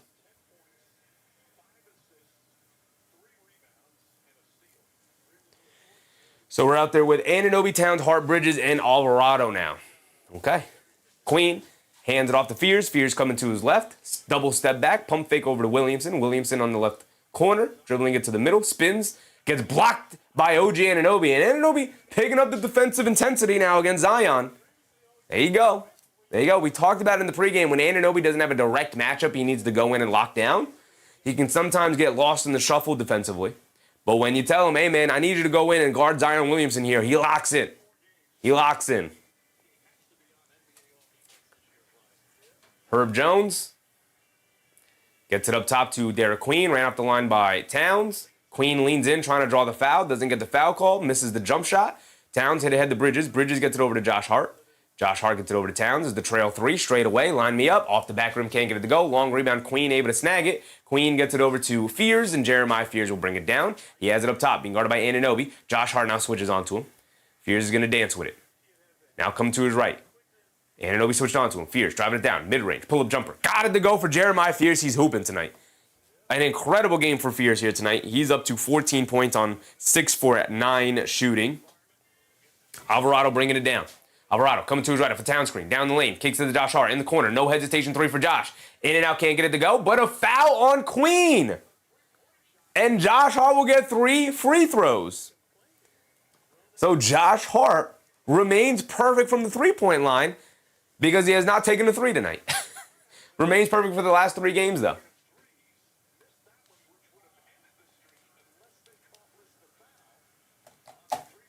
George Jones, Allen Houston. We still naming our favorite Knicks. Love to see it. Doc Rivers and Knicks on the Knicks was slept on. He was indeed. Even by his own coach. Pat Riley leaving him off the playoff roster, unfortunately. Creighton said, I'm biased. I lived in Cali, but huge Kobe fan. He's my favorite player of all time. Close second is D-Wade. Those are 2 great players to love. Got to tell you.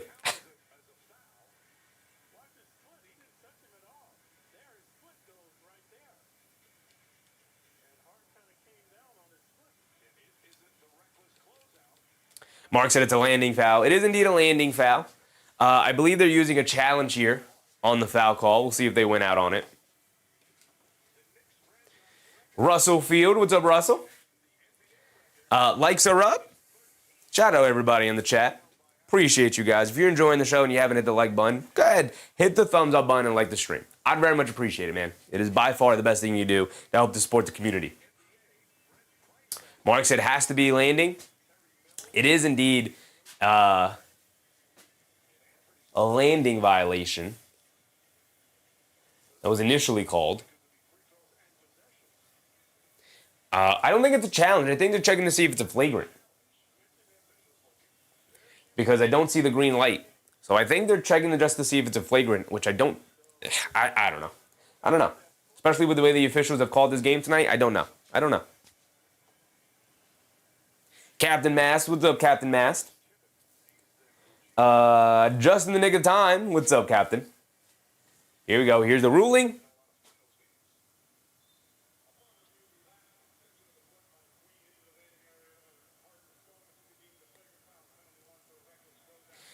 It's a flagrant foul 1. All right. 3 free throws end the ball for the Knicks. They lead by 4. Josh Hart can put them up by 7, and the Knicks will get the ball back. Fung Pei said, I like the dirty instigator John Starks. Yak said, loved Earl the Pearl, but Clyde was the better player. He was indeed. Boz said, greatest Nick is the only guy who had shoe out when Jordan did. The Jamaican, Pat Ewing. He did indeed have his own shoe out. Josh Hart at the foul line knocks down the first one. He's got 2 more coming.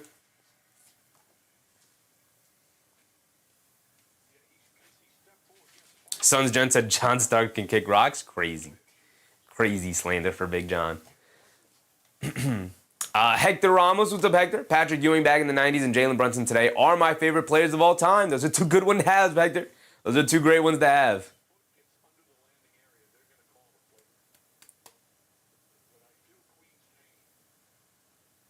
Josh Hart knocks down all 3 free throws there. 103 to 96, 8:37 to go. The Knicks get the ball back.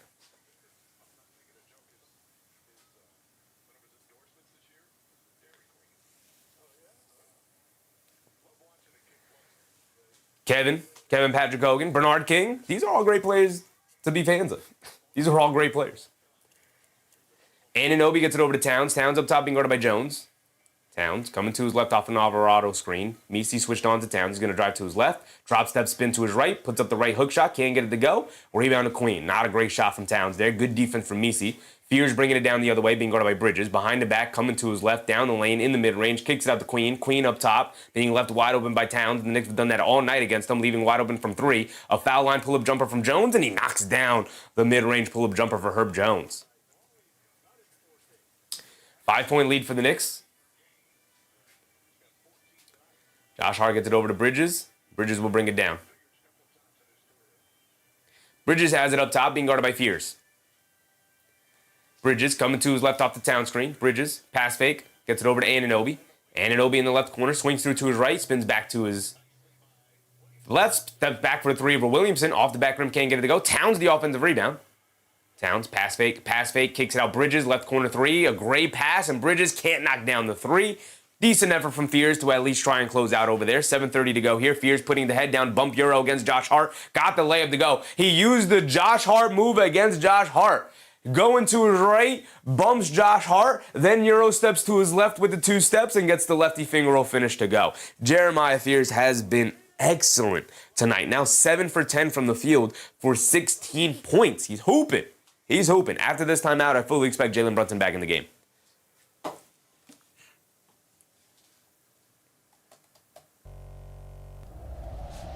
We got 7:25 to go exactly. If we look at the team stats, the Knicks, I believe, had 10 three-pointers. At halftime, they now have 13, whereas the Pelicans had 8, and they now have 14. So they have hit 6 three-pointers in the second half, where the Knicks have only hit 3. So there is this little mini comeback from the Pelicans to stay in this one. Clyde Frazier, by the way, he got that on right now.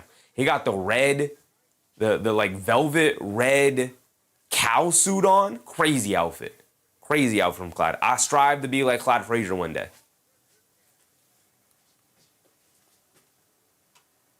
Russell Field said Herb or Herb. It's definitely Herb. As a name, it's Herb. Herb Jones. Sons Gent said CP was very difficult to love. Well, you got him later in his career, where he was a crotchety old man.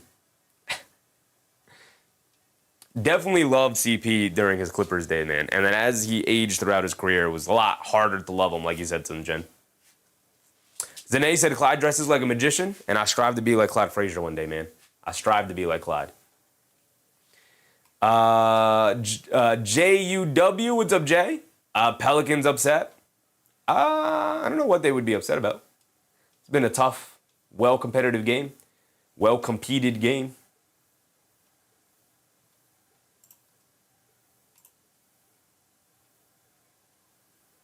We go around the league. We can check that the Cavs are now up by 10 against the Magic, who have losers of their last, was it 5 or 6?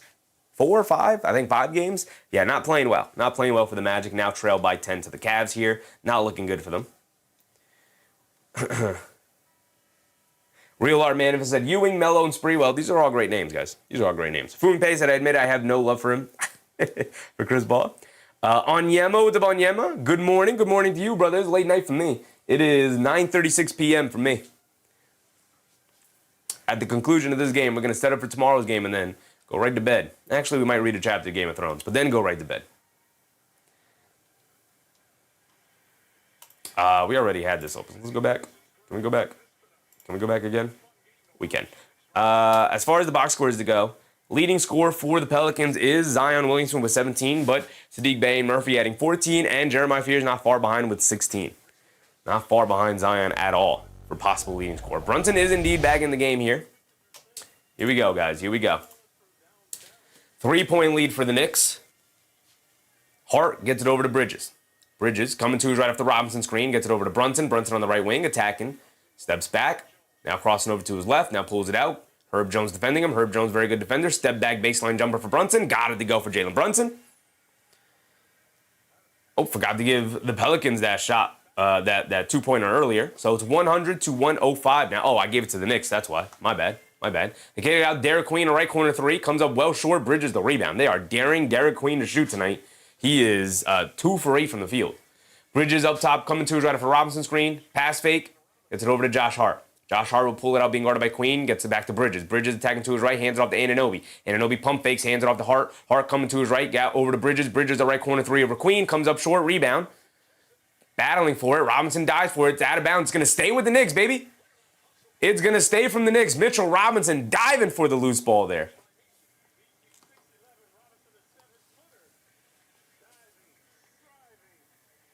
Mitchell Robinson beating Yves Missi to it, man. Mitchell Robinson saving this possession, as he tends to do. It won't go in the box score. Zane said, I miss Deuce. I miss Deuce very much, man. My third favorite player on the team. So the Knicks get another shot here, thanks to the hustle of Mitchell Robinson. 6:25 to go. Brunson lobs it in the Bridges. Trey Murphy right there. A terrible decision from Brunson. Murphy will bring it down. Robinson forced to switch onto him. They get it over to Fears. Fears dancing with it now over to Murphy. Catches, pump fakes, steps back, loses the handle, picks it up, sets himself, fires from three, throws up the air ball. Rebound from Missi, spins, flips it up. Another air ball and a loose ball foul on the Pelicans. Knicks catching a bit of a break there. Skomberg said a New York legend, Rod Strickland, although it was brief, I feel like his name needs to be brought up among great point guards. He is underrated.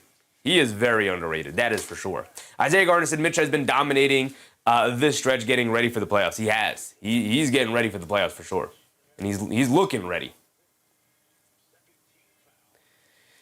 Mikal Bridges will bring the ball down. He has it up top, being guarded by Fears. We got 6 minutes to go here in the fourth quarter. We are at the halfway point of the fourth quarter, winding down the game. Knicks with a 5-point lead. Brunson has it up top, dancing with it against Jones. Brunson crosses over to his right, leans in, step back, double step back, fall away midi. Got it to go for Jalen Brunson, man. He's putting the cape on. He's putting the cape on here in this fourth quarter. Here come the Pelicans bringing it down the other way. Fears coming to his left. Spins, kicks it out to Makovich, catches, pump fakes, now back to Fears. Fears hesitates, now puts up the three. And Jeremiah Fears, man, he's got 19 points. He's their leading scorer here tonight. Zero Fears indeed. An apt nickname, an apt number for Jeremiah Fears. 19 points, 3 for 5 from 3, 8 for 11 from the field overall. Robinson has it up top, hands it off to Brunson. Brunson being chased by Jones. Brunson, jab step, coming to his right, driving it down. Hesitates, now driving it in, stops, step back, leans in, fall away jumper, gets fouled by Herb Jones. He's going to the foul line for 2.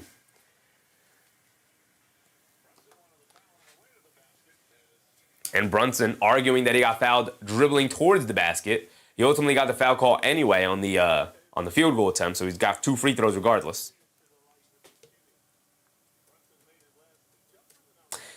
Sierra, what's up, Sierra? Got money on the Knicks this time? Excuse me. Brunson does knock down the first free throw, gets a friendly bounce. Well, it's looking decent for the Knicks. They have a pretty dang good record when they have the lead going into the fourth quarter, and they did. It was a 1-point lead. It was 93 to 92, but a lead is a lead. So Mo Diawara is going to come in for Mitchell Robinson, it looks like.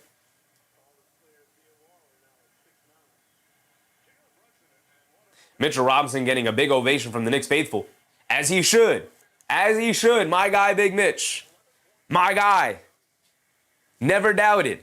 Never doubted. Mo Diawara is in the game. The Knicks going small. Maybe trying to match the Pelicans here. They got Makovich in at center. Brunson knocks down both free throws. 6-point lead for the Knicks. 5 minutes to go. Fears gets it over to Makovich, hands it off to Bay. Bay coming to his right, Diawara switched onto him. They get over to Fears. Fears dancing with it, crosses over to his right, down the lane against Bridges. Scoop play with the left hand, got it to go. Jeremiah Fears, 20 ball here tonight in the Garden in his first game in Madison Square Garden. He's hooping, as young players tend to do. This is a good sign for Jeremiah Fears. Usually young players come into the guard and they want to hoop. He's putting on a performance here tonight. Diawara hands it off to Brunson. Brunson coming to his left, hands it off to Bridges. Bridges catches, pump fakes, takes one dribble, picks it up, throws a cross-court pass to Josh Hart. What are we doing? Bridges and now Brunson and then now Bridges, as Sadiq Bey gets the layup to go, just throwing the ball up in the air.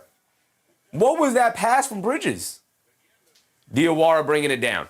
He has it up top. Coming to his left, dancing around an Anunoby screen, pulls it out.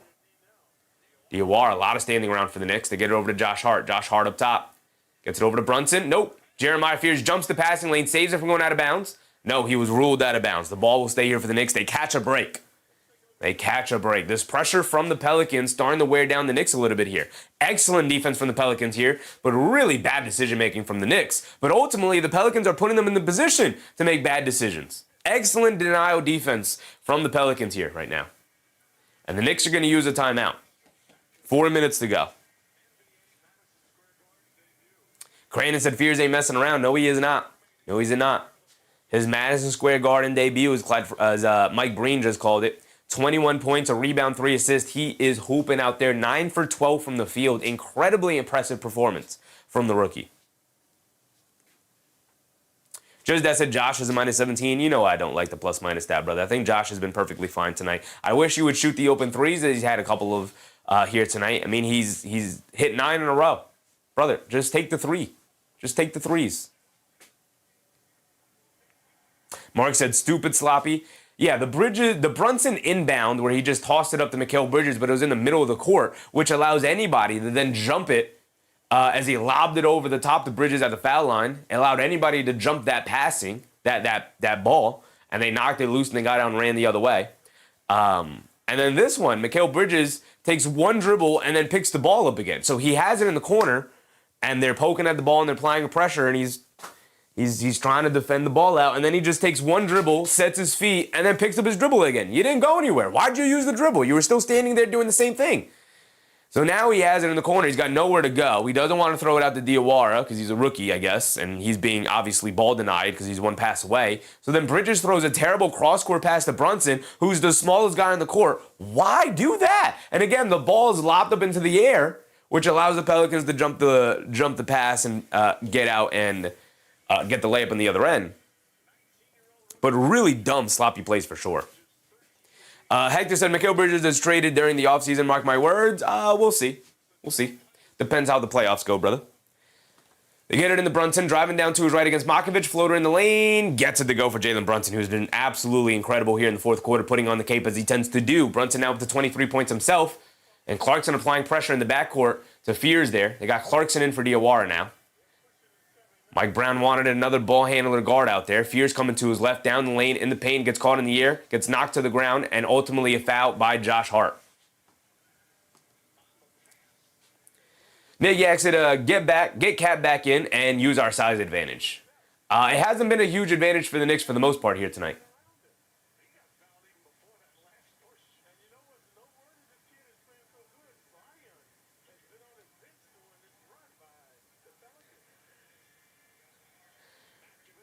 Ethan, what's up, Ethan? You guys think Jalen get one more assist? He could.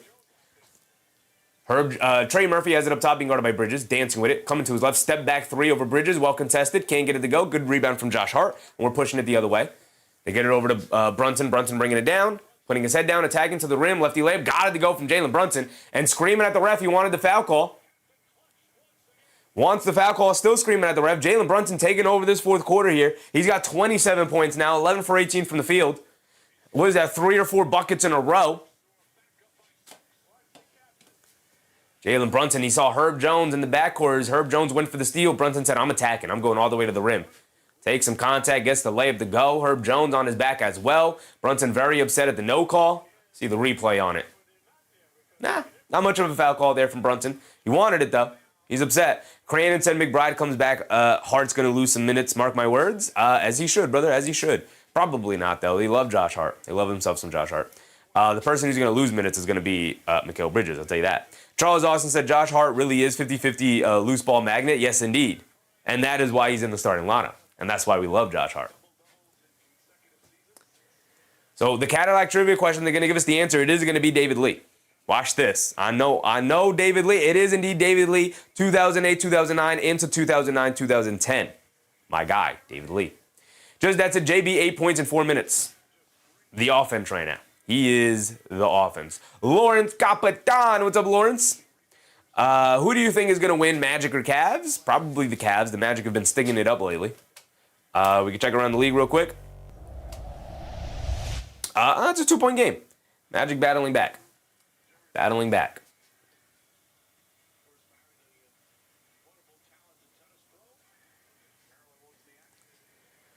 Mike said Knicks forgot the concept of defense. Their defense has been fine for the most part.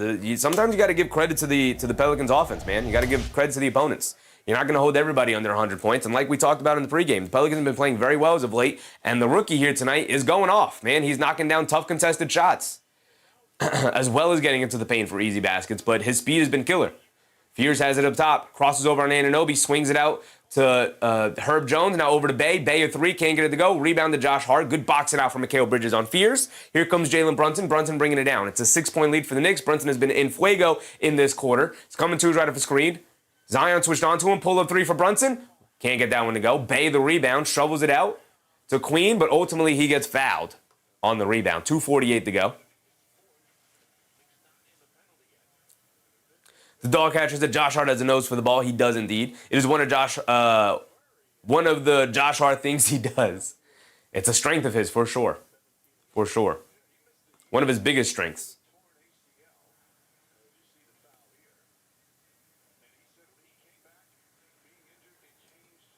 Judge Dad said Harden is the piece the Cavs needed. Is he? Is he though? Murray has it up top, being guarded by Clarkson. They get it over to Williamson. Williamson dancing with it, coming to his left, hands it off to Bay. Bay coming to his right, driving it down against Josh Hart. Josh Hart poking at the ball, poking at it, down the lane. Can't get the layup to go, but he is ultimately fouled by Anunoby. He's going to go to the foul line for 2 free throws. Josh Hart giving a sarcastic golf clap to the official on that foul call. Knicks very frustrated with the officiating here tonight. I think both sides are a little frustrated with the officiating, but the Knicks very much more vocal and visible with their frustrations. You can read it all over their face and their mannerisms. Mine said, John said David Lee was a sure double-double for the Knicks. Absolutely. I know. I was there. Like I said, my favorite Knick of all time. David Lee. Sadiq Bey knocks down the first free throw. He's got another one coming. Just that said, I really think Harden wanted to play with LeBron a year or two. I mean, Harden wants to play with everybody, brother. And he for the most part, has. Bay knocks down both free throws. It is a 4-point game with 2:30 to go. Could go either way here. Knicks with a slight advantage. Brunson has it up top. The Pelicans are in the bonus for the remainder of the game. Brunson coming to his right. Sees a double team. They kick it out to Anunoby. He'll stop and pop for a straightaway three in the pick and pop. Can't get it to go for OG, who's sitting with 21 points after 18 first half points. OG's been very quiet here in the second half. Murray puts up a floater, gets blocked by Clarkson. What a defensive play from Clarkson. Hit-ahead pass to Josh Hart. Scoop play for Josh. Got it to go. What a pass from Jalen Brunson on the hit-ahead. There you go.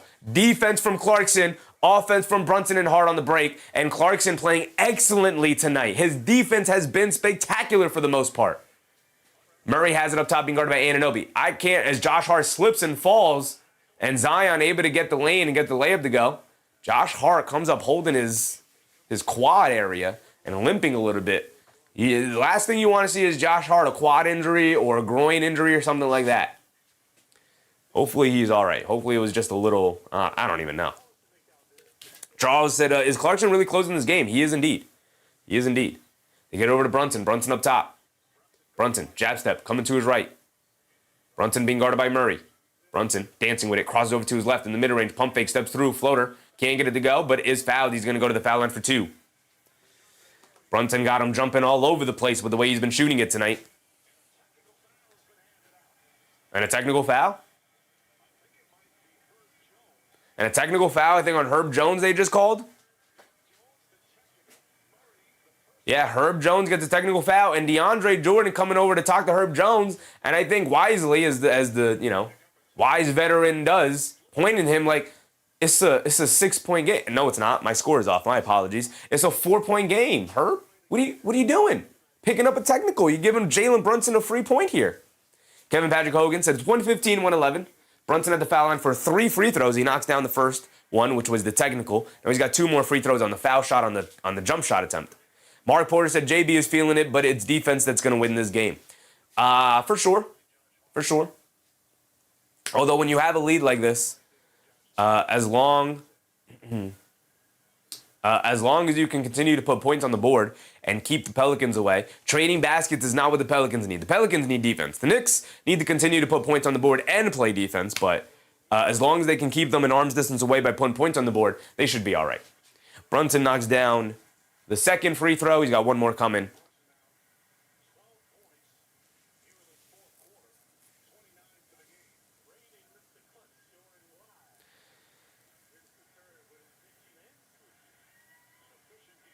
MVP chance from the Garden faithful. Jalen Brunson goes 3 for 3 from the foul line. 2 for his shot attempt foul, and then 1 for the technical foul from Herb Jones. Murray bringing it down, coming to his left off a Zion Williamson screen. Pocket pass to Zion Williamson, who gets the layup going to the rim. Quick score for the Pelicans there. We got a minute to go, now under a minute to go. Brunson bringing it down against Murray. Brunson up top.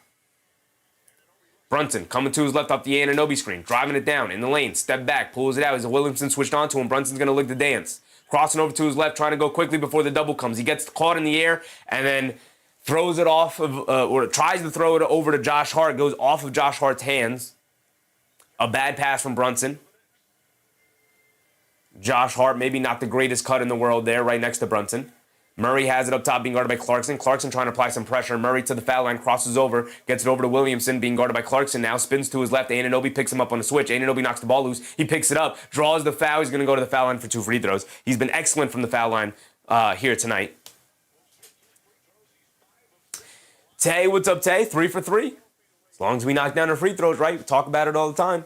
Williamson now at the foul line for 2 free throws. Brunson just knocked down 3. Let's see if Zion's got that clutch gene in him as well. Lewis, what's up, Lewis?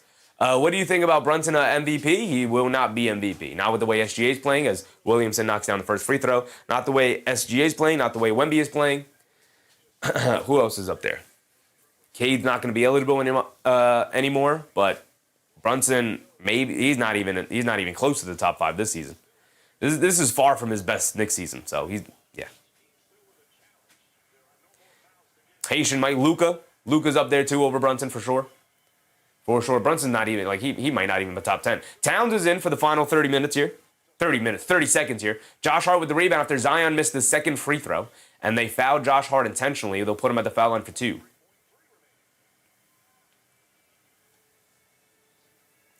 Joe said this game is not over, y'all. No. 23 seconds is an eternity in the NBA. All we got to do is knock down our open free throws, though.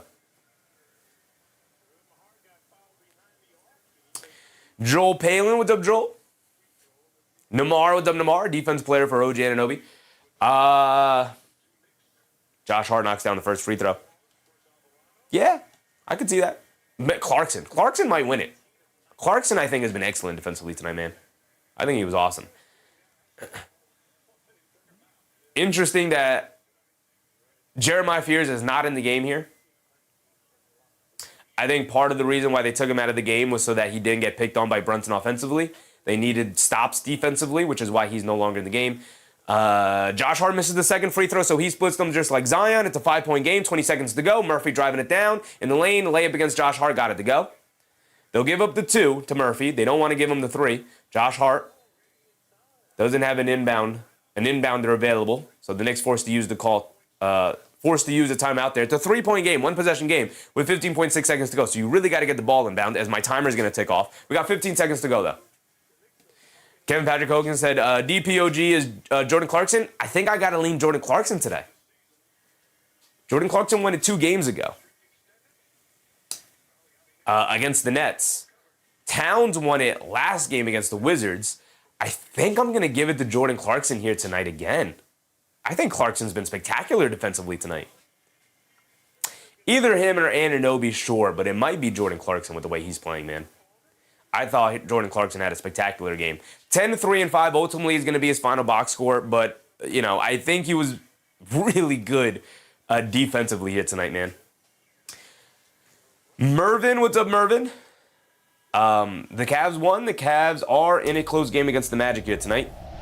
They are up by 7 points, 102 to 95. We'll see if they'll be able to pull it off. The Magic have been struggling lately, so it is in the Cavs' favor for sure. And the Hornets absolutely eviscerated the Kings tonight. My goodness, 134 to 90 is an embarrassing score. 44-point win for the Hornets there. Darnell said, Knicks taking care of business.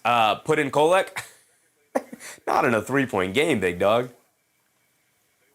Unless they're going to put him in to inbound the ball. He's a good passer. I can see that maybe.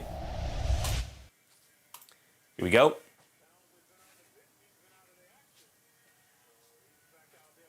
Mark Porter said Clarkson covered home tonight. I'm not sure what that means, big dog. Just that said 204 30-point games for Pat Career. 204 30-point games. They get it into Brunson. Brunson's got to be fouled by Murphy. 13 and a half seconds to go. Brunson at the foul line for 2. Just continue to knock down your free throws, Jalen Brunson, who's got 30 points already tonight. Just that said overtime? Come on, big dog. Nikki said, I can't believe there's a 3-point game. I told you in the pregame, Nikki. You know, I told everybody in the pregame. Expect this to come down to the wire. Pelicans have been playing very good basketball as of late. They had a 5-point loss to the Cavs. They had a 3-point loss to the Cavs, I believe, and a 5-point loss to the Rockets, I believe, is ultimately what happened. They're a fully healthy team now. They started the year extremely unhealthy. Between Zion missing games, Herb Jones missing games, Trey Murphy missing games, DeJounte Murphy missing the entirety, 3/4 of the season. So their season was, their injuries tanked their record, as it tends to do with this injury-prone team. Their injuries tanked their record. Now fully healthy, they're showing that they probably should have been a play-in team in the West, if not maybe battling for that 6th seed. They're a good team. They just have not been healthy. They get over to Murray. Murray will put up the 3 up the pick and pop. Way off on that one at the side of the backboard. Josh Hart the rebound, and that will end it. That will end it. Brunson knocked down the both free throws. DeJounte Murray misses the 3, and the Knicks win their 7th game in a row. There you go, New York. There you go. They're off and running. They are officially in the standings, tied for the 2 seed, y'all.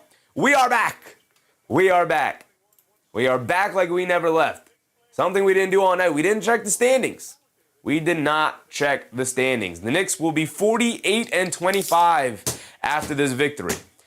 23 games over 500, by the way. They will win more than their total wins last season, which was 51 games. They will already be at 48 this season with over 10 games remaining. Ian Parkins, appreciate you, brother. Hoobie, appreciate you. K Hazy, let's go Knicks, absolutely. Donner Moore Music, 7 in a row, as my guy I Hey Sean would say, 7 of them things. So the remainder of the season, we got a tough game against Charlotte coming up. They just blew out the Sacramento Kings by 40. Don't get embarrassed by the Hornets. Tough game against the Hornets. Tough game against the Thunder. Tough game against the Rockets at Houston. Memphis, maybe that could be easier. Chicago should be an easier game. Atlanta, playing well, going to be tough. Boston, fight for the 2 seed in that game, we'll see. Toronto, we tend to dominate Toronto, so I'm not too worried about this game. And then Charlotte again to end the year, so we got a couple of tough games coming up. But that was the easy stretch of the schedule, y'all, and the Knicks absolutely took advantage of that situation. Absolutely took advantage. They won the games they were supposed to win. They lost 2 in a row at the West Coast road trip against the LA teams. They came back home, not yet. They beat Utah in Utah. They beat Indiana at Indiana. They came back home, beat Golden State, beat Indiana. 2 really, the Golden State game was really ugly. They dominated the Indiana game. They barely beat Brooklyn here, 93-92. They dominate the Washington Wizards, and then they win a tough game against the Pelicans here tonight. Okay. You won the 7 games you were supposed to win. You win 7-0 during this stretch. I wouldn't have even blamed them if they win 6-1. Mark said win the games you should win. Absolutely. 7-game winning streaks are, not the easiest thing in the world. You could have a bad shooting night and end up losing to like a Brooklyn Nets team where maybe they should have lost that game. 93-92 is a disgusting score. Ultimately, they pulled it off because good teams find ways to win and bad teams find ways to lose. But now, the easy part of your schedule is done with. Now we go on the road. Now we have a very road schedule here before we end with 3 games straight at home. The Charlotte team you just saw dominated the Kings tonight, won by 44. Then you got the Thunder in an NBC game on Sunday. So schedule is about to get tough, and it's the perfect time. You had a couple of easy opponents, I should say, that you were able to take your time against and figure out ways to win and experiment with your rotations and some of your concepts. Jalen Brunson got it going at the end of this game. You love to see that. But now you're about to face these tests, which is a great time as you wind down the regular season here going into the playoffs. You want to be playing against good competition. So here we go. Judge, that's it. Celtics versus OKC, probably easy win. So the Knicks, by the way, are tied. They're tied with the Celtics, although they are one back in the loss column, so still behind the Celtics here.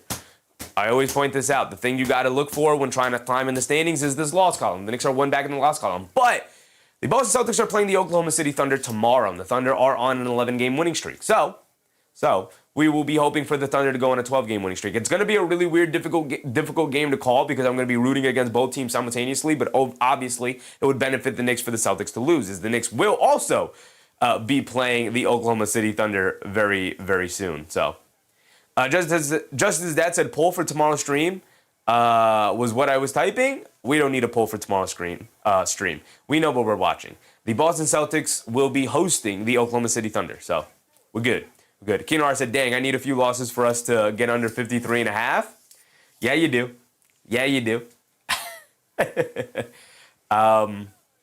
Buzzy Beater said 7-2 the rest of the way. The Knicks go 7-2. They will end their season. They got 48 wins right now at 55 wins and 27 losses. 55 wins for the Knicks. Would be their highest win total since the 90s, by the way. Right? The year with Melo, they won 54 games. So it would be their highest win total. Neymar said, let's see the Thunder beat the Celtics. Let's see it. Should be a good game. Should be a very good game. Celtics have not been playing well against the top teams in the NBA. And now especially since Jason Tatum has returned, they're trying to refigure things out here. Mark put the popcorn in the chat. Absolutely. Just that it feels like a 99 season, kind of. Maybe. Hopefully with a different ending, though. Nick Yak said, must be Boston game tomorrow. It will indeed be the Boston game tomorrow. That is the plan. So tomorrow, we will be live at 7 o'clock, same as today, for the pregame rundown as usual. Game tips off at 7:30. Right? We got a full slate tomorrow as well. So we got a bunch of games to keep track of as well. Heat Cavs, Spurs Grizzlies, Wizards Jazz, Rockets Timberwolves is the late ESPN game. You got Mavs Nuggets, Nets Warriors, Bucks Trailblazers, Raptors Clippers out on the West Coast. Even before this, we got Bulls 76ers, which would have tipped off already. Lakers Pacers, Hawks Pistons. We'll be able to not tune in, but we'll be able to keep track of this one as our night goes on and see if the Pistons can lose against the Hawks here. They've had the Hawks number this season. If we can see the Pistons lose, maybe the Knicks could challenge for possibly the number 1 seed. Not sure if I want the Knicks to get the number 1 seed because of the way the Charlotte Hornets have been playing. But we'll get a taste of the Knicks versus this version of the Charlotte Hornets as they play them on Thursday. So tomorrow we got Celtics versus Thunder, and then of course we're back on Thursday with our Knicks coverage. Knicks versus Hornets, 7 o'clock start time. Maybe we could do a doubleheader tomorrow.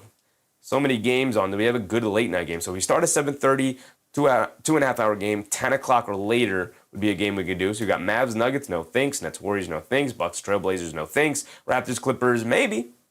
Maybe we could do Raptors Clippers. Who knows? Keenar said, I still got Hawks over 47. Going to be very tough. It is indeed. But with that being said, I appreciate you guys for hanging out with me here tonight. We will be back tomorrow with a very, very good game. John said, all-time favorite Knicks game. Favorite Knicks are Sugar Ray Richardson, Clyde Frazier, Patrick Ewing, Bernard King, and Anthony Mason. I'm old and new school fan. Those are good names, man. Those are really good names. I love Anthony Mason. I love the inclusion of Anthony Mason there. But that's going to wrap us up here tonight. Again, as always, shout out to channel members who continuously support this channel. Appreciate you guys very, very much. So whether you were gifted a membership or you decided to become a member all on your own, I appreciate your generosity. Nonetheless, shout out my guy Reddy earlier in the chat. Not only did he renew his membership, but also gifted a membership to the chat. So I appreciate you, Reddy. Thank you for your generosity. MBM also gave a super chat. Oh, that was yesterday. But appreciate you, MBM, for supporting the chat as always. Thank you, guys. Thank you, guys. Bruce Fowler said, great call as usual. Appreciate you, Bruce. Appreciate you. John Corley, appreciate you. He said AP disappeared. No, AP went to 2 Knicks games and has been has been enlightened. I don't want to speak for him, but he he commented on a stream after the stream ended about how watching the Knicks in person changed the way he kind of views this team a little bit and how tough and physical the game is and how hard the Knicks played. So he's gonna, he said himself, and I hope he doesn't, because I want AP to express his feelings however he's feeling, and if he feels this way, then cool. But AP said he's gonna dial back some of the pessimism and the hate just because he doesn't really feel it from this team anymore. After watching them in person, his perspective has changed. So, you know, I always try to champion people to try and get out to watch these games. Now, I know it's ridiculously expensive, so I get it if you can't. But if you can, right, if it's watching a game, you know, an away game, or maybe trying to get to a Barclays game where the Knicks are playing. Obviously, they don't play the Nets anymore this season, so you're not going to be able to do that. But if you can try to watch the New York Knicks play in person and just watch how hard they play, how in tune with each other they are, it might change your perspective on how you view them. You know, and we'll leave it at that. And again, I know the MSG tickets are ridiculous. I know. So it's hard for me to be like, no, you guys just got to see them in person. It's hard for me to say that because, you know, the nosebleed seats are like $400, you know? I get it. Posey B said, wow, AP literally went to the Mecca. Literally. He went to the Mecca of basketball, right? He went to the Mecca. Just happened to be the Mecca of basketball. He did, and he became enlightened. Just that said, NCAA tickets are crazy. Friday, 4 figures. It's insane. MSG tickets are insane. Keenar said, yeah, I went 2 years ago. Nosebleeds way over 250. And now they're even higher, Keenar. Now I believe they're hovering around like 300 to 400 for nosebleed seats. It's crazy, man. So, well, you could still probably find a couple for around 2 to 3 in some sections, and depending, obviously, when you buy them. But, yeah, man, it's crazy. It's crazy. So, I appreciate you guys. We'll see each other tomorrow. We'll continue the party going. We won't stop until the end of the season. But we got a lot more basketball to go and a lot more basketball to watch and a lot more fun to have. So I thank you guys for hanging out with me. And remember, brush teeth before bed because some of you got some staying breath. Stay hydrated, and I'll catch you on the next one. Good night, everybody. Bye. 7 in a row, baby. 7 in a row.